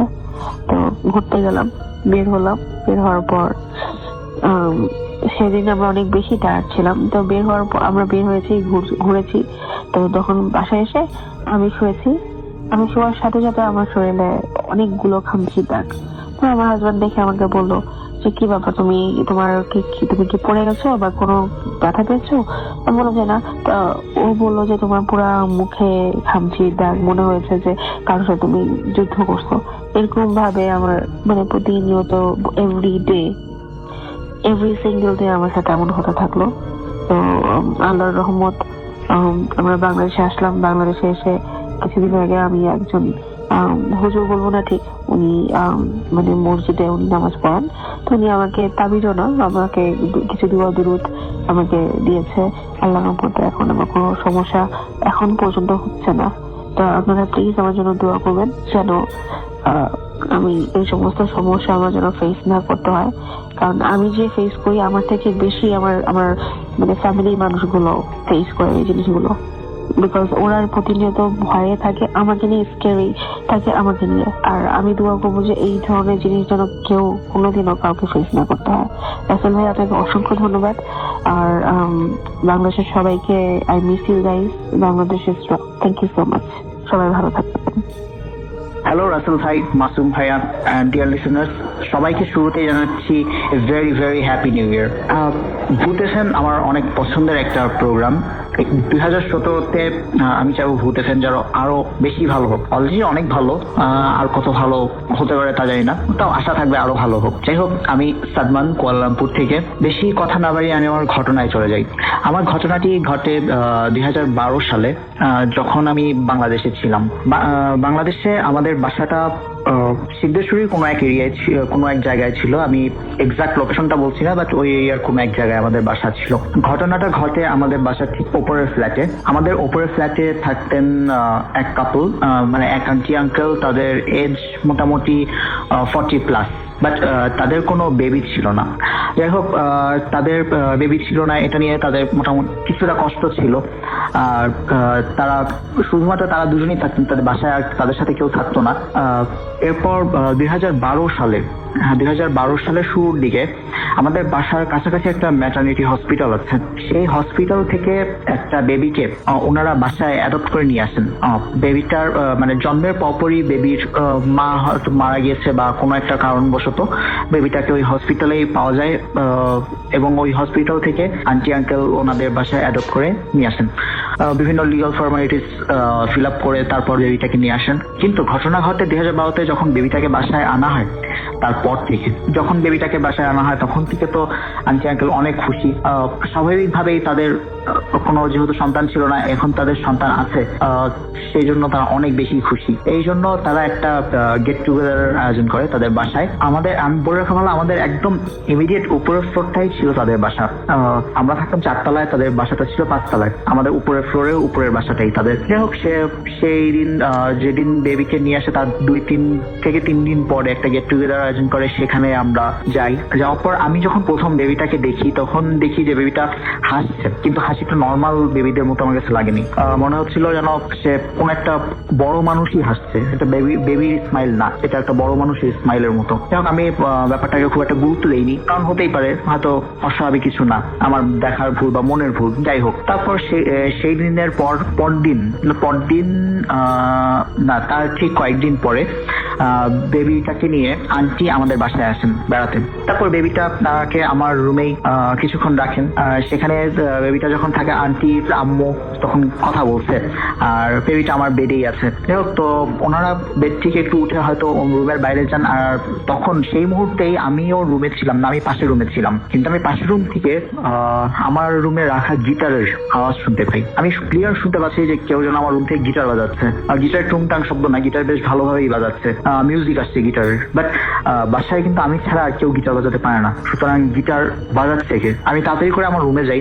রুমে গিয়ে দেখতে পারি যে গিটার কেউই বাজাচ্ছে না, বেবিটা শুয়ে আছে, রুমে কেউই নেই, খালি বেবি। তার একটু দূরেই পাশেই বেডের উপরেই আমার গিটারটা রাখা। আমি খুব চিন্তা করি, ভাবি যে এতটুকু বাচ্চার পক্ষে তো গিটার বাজানোটা অসম্ভব ব্যাপার, তো ওর পক্ষে তো গিটার ধরাটাই অসম্ভব ব্যাপার। তাহলে গিটার সাউন্ড আসলো কোত্থেকে? আমি ক্লিয়ার শুনতে পেলাম আমার রুম থেকেই। মেবি আমার হ্যালুসিনেশন হচ্ছে, আমি ব্যাপারটা বুঝতে পারি না। বুঝতে না পেরে তা নিয়ে খুব একটা মাথাও ঘামাই না, কারণ ভাবি যে মেবি হ্যালুসিনেশনই হচ্ছে। এরপর ঠিক ওই দিনের পর থেকে রাতে বিভিন্ন সময়ে আমি 3টার পরে, আমি ভালো, আমি রাতে বেশ রাত করেই ঘুমাতাম। অ্যান্ড রাতে 3টার পরে আমি আমাদের ফ্ল্যাটের ঠিক উপরের ফ্ল্যাটটার থেকে বিভিন্ন ধরনের আওয়াজ পেতাম, যেমন কেউ মার্বেল খেলছে অথবা খাট নাড়াচ্ছে, বিভিন্ন ধরনের আওয়াজ উপর থেকে আসতো, উপরের ফ্ল্যাট থেকে। এবং উপরের ফ্ল্যাটে আন্টি আঙ্কেলরাই থাকতেন, ওই ফ্ল্যাট থেকে আওয়াজ আসতো বিভিন্ন ধরনের। তো ব্যাপারটা খুব ওয়ার্ড যে ওই ফ্ল্যাট থেকে কিভাবে আওয়াজ আসে। সেখানে থাকেন শুধুমাত্র আন্টি আঙ্কেল আর ওই পিচ্ছি একটা বাচ্চা। তো আওয়াজ এত রাতে মার্বেল খেলা ওখানে, এটা ইম্পসিবল। যাই হোক, আমি পর 5 দিন আমি এরকম আওয়াজ পাই। পাওয়ার পরে আমি উপরে আন্টি আঙ্কেলকে বলি যে আপনাদের বাসা থেকে আমি বিভিন্ন ধরনের আওয়াজ পাই রাত 3টার পরে। ওনারা ব্যাপারটা মোটামুটি ভাবে আমলে নেন না, কিন্তু আমি লক্ষ্য করি যে আন্টি যেন কেমন একটু ডিফারেন্ট অ্যাটিটিউড দিচ্ছেন।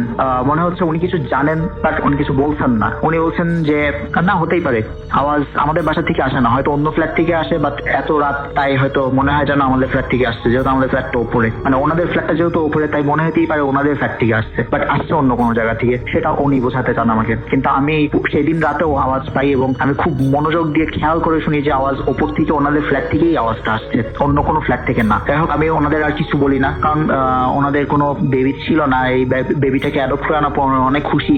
সো এই বেবির এগেনস্টে বা বেবির এগেনস্টে আমি বলবো না, এই ওনাদের ওই বাসায় এগেনস্টে কোনো কিছু বললে ওনারা রাগ করতেই পারেন, স্বাভাবিক ব্যাপার, তাই আমি কিছু বলছি না। যাই হোক, এরপরে আমি ঘটনাটা তাদেরই পাশের ফ্ল্যাটে, মানে আমাদের উপরের ফ্লোরে থাকে আমার কিছু ফ্রেন্ড, তাদের সাথে আমি এই ঘটনাগুলো শেয়ার করি যে রাতে এরকম আওয়াজ আসে, ওদের বাসা থেকে আসে কিনা সেটাও একটু কনফার্ম হওয়ার চেষ্টা করি। বাট আমি কনফার্ম হতে পারি যে ওদের বাসা থেকে আওয়াজ আসে না, কিন্তু আমি কিছু জিনিস জানতে পারি। যেমন ওরা বলে যে লিফটে ওদের ফ্লোর থেকে, মানে যে ফ্লোরে আন্টি আঙ্কেল থাকেন সেই ফ্লোরে লিফটে ওঠার পর, সেই ফ্লোরে লিফটে যদি কেউ একা উঠে তাহলে লিফটে বিভিন্ন ধরনের আনইউজুয়াল জিনিসপত্র হয় মাঝে মাঝে। যেমন আমার ফ্রেন্ড একবার দেখেছে যে সে লিফটে একা ছিল, লিফটে কল দিল সে গ্রাউন্ড ফ্লোরের জন্য, কিন্তু লিফটটা চলে গেল উপরে, উপরে কেউ কলই দেয়নি, বাট লিফট চলে গেল উপরে। আবার সে ওপর থেকে নামার জন্য গ্রাউন্ড ফ্লোরে কল দিল, কিন্তু লিফটটা গ্রাউন্ড ফ্লোরের কলটা অফ হয়ে গেল, আবার ওই ফ্লোরে এসেই থেমে গেল, যে ফ্লোরে আন্টি আঙ্কেলরা থাকেন সেই ফ্লোরে। আবার লিফটের ভিতরে মাঝে মাঝে খুব ঘন ঘনই আমাদের লিফটের ভিতরে লাইটটা কেটে যেত, লিফটের ভিতরে লাইট গুলো সবগুলো নষ্ট হয়ে যেত, লিফট একদম ডার্ক হয়ে যেত ভেতরে। 2 দিন পর পর এরকম ঘটনা ঘটতো। তার জন্য কমিটি সিদ্ধান্ত নেয় যে লাইট কেউ ফিউজ করে বা কেউ নষ্ট করে কিনা সেটা দেখার জন্য একজন লিফট ম্যান রাখবেন, এন্ড ওখানে কয়েক লিফট ম্যান একজনকে অ্যাপয়েন্ট করা হয়। সেই লিফট ম্যান 2 দিন কাজ করার পর আর কাজ করতে চান না। তিনি বলেন যে লিফটে খুব আনইউজুয়াল ফিল হয়, স্পেশালি এই 5 তলায়, মানে ওনাদের ফ্লোরটায় আসার পর থেকে, ওনাদের ফ্লোরে থামলে বা ওনাদের ফ্লোর থেকে উঠলে লিফটে খুব বেশি আনইউজুয়াল ফিলিং হয়। এই জন্য সে ওই লিফটের আর চাকরি করবেন না, সে জব ছেড়ে চলে যান আর কি ওখান থেকে। এরপর একদিন আমি আসলে হঠাৎ করেই, আমি বলবো না যে আমি দেখার জন্য বা বোঝার জন্য না, এমন কিছু না, আমি হঠাৎ করেই কোনো কারণে ওই ফ্লোর থেকেই লিফটে উঠি নিচে নামার জন্য। সো আমি লিফটে উঠি, আমি একা লিফটে উঠে আমি গ্রাউন্ডের কল দিই। দেওয়ার পর আমি ফিল করতে পারি, আমি লিফটের সামনে যে মিররটা থাকে ফার্স্টে ফিল করি যে আমার পেছনে কেউ আছে। তারপরে আমি ওই মিররটায় তাকিয়ে দেখি আমার পেছনে আমারই হাইটের কেউ একজন দাঁড়িয়ে আছে। এটা দেখে আমার ব্রিদিং অফ হয়ে যায় বলতে গেলে।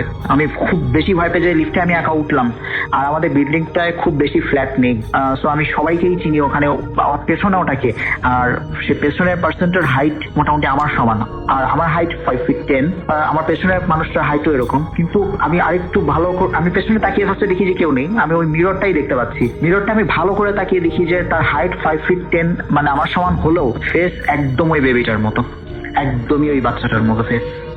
এটা দেখে আমি লিফটের ভেতরেই পড়ে যাই। অ্যান্ড লিফটটা যখন আমি যাই না তারপরে কিভাবে লিফটে কি হয়, বাট আমি তারপরে যখন চোখ খুলি আমি দেখতে পাই যে আমি আমার বাসায়। আম্মু আমাকে বলছে যে কি হয়েছিল লিফটে, লিফটের ইলেকট্রিসিটি চলে গেছিল নাকি কি হয়েছিল, তুমি লিফটের ভিতরে অজ্ঞান হয়ে গেছিলে কেন, আর তোমাকে সিকিউরিটি গার্ড দিয়ে গেছে বাসায়। আমি তারপর সব ঘটনাই আম্মুকে বলি। আম্মুকে বলার পরে আম্মু তারপর বলে যে মেবি মনের ভুল হতে পারে, আর না মনের ভুল হলেও ওই ফ্লোর থেকে আর লিফটে ওঠার কোনো দরকার নেই। এরপর আস্তে আস্তে বেশ অনেকদিন কেটে যায়, আমরা শব্দও পাই। আমি শব্দগুলো রাতে আমার আম্মু আব্বুকে শোনাই, তারাও শুনতে পায় শব্দগুলো। যাই হোক, এরপরে বেশ কয়েকদিন কেটে যায়। আর এর মাঝে ওই বাসায় আরো কয়েকজন আমাদের নেইবার তারা গিয়েছিলেন, তারাও বিভিন্ন ধরনের জিনিস ফিল করতে পারেন। যেমন একদিন ওই ওনাদের বাসায়, ওই আন্টি আঙ্কেলের বাসায় যাওয়ার পর ভেতরে ফিল করতে পারেন যে অসম্ভব গরম, অথচ তখন ছিল শীতকাল, উইন্টার সিজনে বেশ ঠান্ডা, কিন্তু ভেতরে প্রচুর গরম ওই বাসার ভেতরে। যাই হোক, এরপর ওই বেবি রুমে মাঝে মাঝে জিনিসপত্র তছনছ হয়ে যেত, এটাও অনেকে দেখেছেন। এভাবে কেটে যায় আসলে কয়েক মাস, 3-4 মাস হবে কেটে যায় এভাবে কেটে। এরপর একদিন হঠাৎ করে আঙ্কেল বিকাল মানে সন্ধ্যার দিকে তিনি অফিসের তার ইউজুয়াল টাইমে বাসায় ফেরেন, তিনি বাসায় ফিরে দেখতে পান যে গেট ভেতর থেকে লক করা। উনি বেল দিচ্ছেন কিন্তু ভেতর থেকে কেউ দরজা খুলছে না। যাই হোক, আঙ্কেল তখন তার কাছে রাখা একটা এক্সট্রা কি দিয়ে বাইরে থেকে ডোরটা খোলেন। যেহেতু ডাবল লক ডোর, সেহেতু ভেতর থেকে লক থাকলেও বাইরে থেকে খোলা যায়, বাট সেটা একটা কি স্পেশাল কি দিয়ে খোলা যায়। সেই কিটা যতদূর জানতাম আঙ্কেলের কাছেই শুধুমাত্র থাকতো ইমার্জেন্সির জন্য। যাই হোক, উনি কি দিয়ে দরজাটা খুলে আঙ্কেল যখন ভেতরে ঢুকেন তখন দেখতে পারেন যে বাসার ভেতরে সবকিছু একদম তছনছ হয়ে আছে। সবচেয়ে বেশি শকিং এবং স্যাড ব্যাপার সেটা হলো আঙ্কেল ভেতরে তার বেডরুমে দেখতে পান যে আন্টির লাশ পড়ে আছে বিছানার উপরে। সারা বাসা খুঁজেও কোথাও বাচ্চাটাকে খুঁজে পান না তিনি, বাচ্চাটা একদম নেই। কিন্তু ওই বাসার যেহেতু গেট লাগানো ছিল ভেতর থেকে, সেহেতু বাচ্চাটা কোথায় গেল কেউ নিয়ে যেতে পারে না, কেউ ভেতরে ঢোকেও নি, কোনো কিছু নেই, কোনো সাইন নেই। আবার সিকিউরিটি গার্ডদেরও জিজ্ঞেস করে জানা যায় ভেতরে কেউ ঢুকেনি, এই বিল্ডিং এ কেউ ওই দিন ঢুকেনি তেমন। সুতরাং বাচ্চাটা কোথায় গেল খুঁজে পাওয়া যায় না তাকে। কিন্তু আঙ্কেল দেখতে পান তার ওয়াইফের মানে আন্টির বডিতে, ফেসে, বিভিন্ন জায়গায় অনেক আঁচড়ের দাগ, অনেক খামচির দাগ। যাই হোক, এরপর আমার বাবার সাথে আঙ্কেল ওই ম্যাটারনিটি হসপিটালে যান বাচ্চাটার আরো খোঁজ নিতে। জানান যে বাচ্চাটি এভাবে মিসিং, সব ঘটনা উনি খুলে বলেন, জানান। কিন্তু সবচেয়ে আশ্চর্যজনক ব্যাপার যেটা আমার বাবা আমাকে বলে যে হসপিটালের ওরা সেদিন বলেছিল যে ওরা ওখান থেকে আসলে একটা ভুল হয়ে গেছে। সেটা হলো ওরা ওখান থেকে যে বাচ্চাটাকে আঙ্কেলকে দেওয়ার কথা ছিল সেই বাচ্চাটাকে দেয়নি, না দিয়ে অন্য একটা বাচ্চাকে দিয়েছিল, যে বাচ্চাটা ক্লিনিক্যালি ডেড হিসেবে জন্ম নিয়েছিল। মানে সে জন্মের পরপরই সেই বাচ্চাটি মারা যায়। সেই বাচ্চাটিকেই আঙ্কেল অ্যাডপ্ট করে এনেছিলেন। বাট কিভাবে একটা মৃত বাচ্চা, একটা ডেড বেবিকে আঙ্কেল নিয়ে আসলেন, তাও সে জীবিতর মতো, সে জীবিত মানুষের মতোই ছিল, সবকিছু করতো, কিভাবে এটা কিভাবে পসিবল? এই অ্যান্সার কেউই জানেন না। আমরা জানার চেষ্টা করি, অনেক হুজুর বলেন যে হয়তো বাচ্চাটা জিনের ছিল অথবা জিনের দ্বারা পজেস ছিল বা কিছু একটা ছিল। বাট আমরা এটাই জানতে পারি যে ওটা একটা মিস্টেকের কারণে বাচ্চাটা বদল হয়ে যায়। বাচ্চাটা আঙ্কেল ভুলে ডেড একটা বেবি নিয়ে আসে বাসায় অ্যাডপ্ট করে। অ্যান্ড সেই বাচ্চাটিকেই আমি লিস্টে দেখি, যার ফেসটা ওরকম কিন্তু হাইট আমার সমান। আমি না, শুধু আমাদের বিল্ডিং এর অনেকেই দেখতে পাই এভাবে। তো এই ছিল মূলত আমার ঘটনা। আমি জানি না এটা শুনতে কতটা ভয়ঙ্কর, কিন্তু এটা ফেস করতে খুব বেশি ভয়ঙ্কর ব্যাপার। এটা শুধুমাত্র যে ফেস করবে সেই বুঝতে পারবে। যাই হোক, সবাইকে once again a very very happy new year. সবাই ভালো থাকবেন। প্রিয় লিসেনার, আজকে আপনাদের সাথে বাছাইকৃত এমন একটি ভয়ানক ভূতের গল্প শেয়ার করব। তো গল্পটি শুরু করা যাক। গ্রামের পুরনো মসজিদটি পাহাড়ের গা ঘেঁষে দাঁড়িয়ে আছে বহু বছর ধরে। সন্ধ্যার পর মসজিদের চারপাশে কেমন যেন শীতল হাওয়া বইতে থাকে। গ্রামের লোকজন বলে মসজিদের পেছনে পুরনো কবরগুলো নাকি রাতে কিছু নাড়াচাড়া হয়। কিন্তু এসব থাকাতেই ইমাম সাহেবের কোনো গুরুত্ব দেন না। ইমাম সাহেব ছিলেন নামাজি, শান্ত স্বভাবের মানুষ। প্রতি রাতে সবাই চলে যাওয়ার পর তিনি মসজিদ পরিষ্কার করে একা কোরআন তিলাওয়াত করতেন। ঠিক রাত 12টা বাজলেই তিনি দরজা তালা লাগিয়ে বাসায় ফিরতেন। এক রাতে ঘটনা শুরু হলো। যেদিন রাত 12টা সুই সুই ইমাম সাহেবের মসজিদের আলো নিভিয়ে বের হতে যাবেন, এমন সময় শুনলেন মাইক ছাড়া আজানের শব্দ। কিন্তু অদ্ভুত ব্যাপার হলো, আজানটা যেন মসজিদের ভিতর থেকে আসছে। মাইক্রোফোন তো বন্ধ, বিদ্যুৎ নেই। গলার স্বরটা শুনলেই বোঝা যায় এই কণ্ঠস্বর মানুষের নয়, মনে হয় যেন কবরের ভিতর থেকে কেউ ডাকছে। ইমাম সাহেব সাহস করে ভিতরের দিকে এগিয়ে গেলেন। পুরো মসজিদ অন্ধকার, শুধু মেম্বারের পাশে হালকা নীলচে আলো ঝলকানি। কাছে গিয়ে দেখলেন মিম্বারের সামনে দাঁড়িয়ে আছে এক ছায়া মানব। মাথার সাদা টুপি, কিন্তু মুখ নেই। দুটি চোখের জায়গা শুধু গর্ত, আর গর্তের ভেতর আগুন। ছায়াটা ধীরে ধীরে ইমাম সাহেবের দিকে ঘুরে বললেন, আজানটা অসম্পূর্ণ রয়ে গেছিল, নামাজ তুমি শেষ করনি। ইমাম সাহেব কাঁপতে কাঁপতে বললেন, আমি তো প্রতিদিনেই নামাজ পড়াই, আজ তো সব শেষ ঠিকই ছিল। ছায়াটা ঠান্ডা স্বরে বলল, তোমার আগে এই মসজিদে যে ইমাম ছিলেন তিনি নামাজ শেষ করেননি, আমি তাই অপেক্ষায় ছিলাম। হঠাৎ ছায়াটা ঝাপসে পড়ল ইমাম সাহেবের দিকে। মসজিদের বাতাস জমে গেল বরফের মতো। তার গলার কাছে বরফ ঠান্ডা একটা হাত চেপে ধরল। আজান অসম্পূর্ণ। ইমাম সাহেবের প্রাণপণে আয়াতুল্লাহ কুরসি পড়া শুরু করলেন।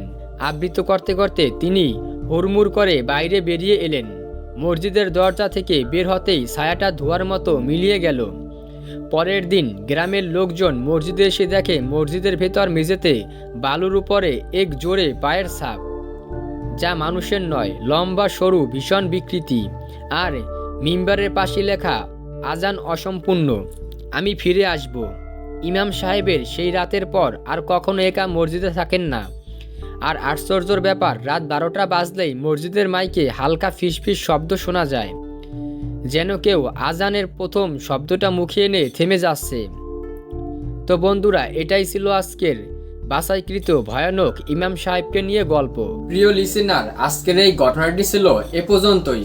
তো আপনাদের কাছে ঘটনাটি কেমন লেগেছে অবশ্যই কমেন্ট বক্সে কমেন্ট করে জানাবেন।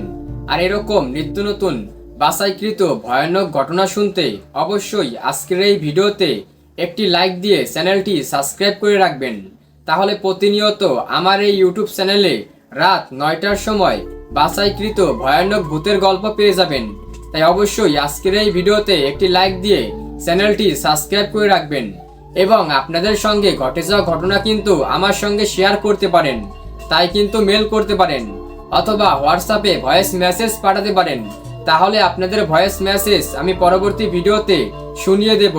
এবং আপনারা কোন কোন জেলা থেকে আমার এই ভিডিওটি দেখতেছেন সেটাও কমেন্ট বক্সে কমেন্ট করে জানাবেন। তাহলে পরবর্তী ভিডিওতে আপনাদের জেলার নাম আমি দেখিয়ে দেব। তো সকলে ভালো থাকবেন।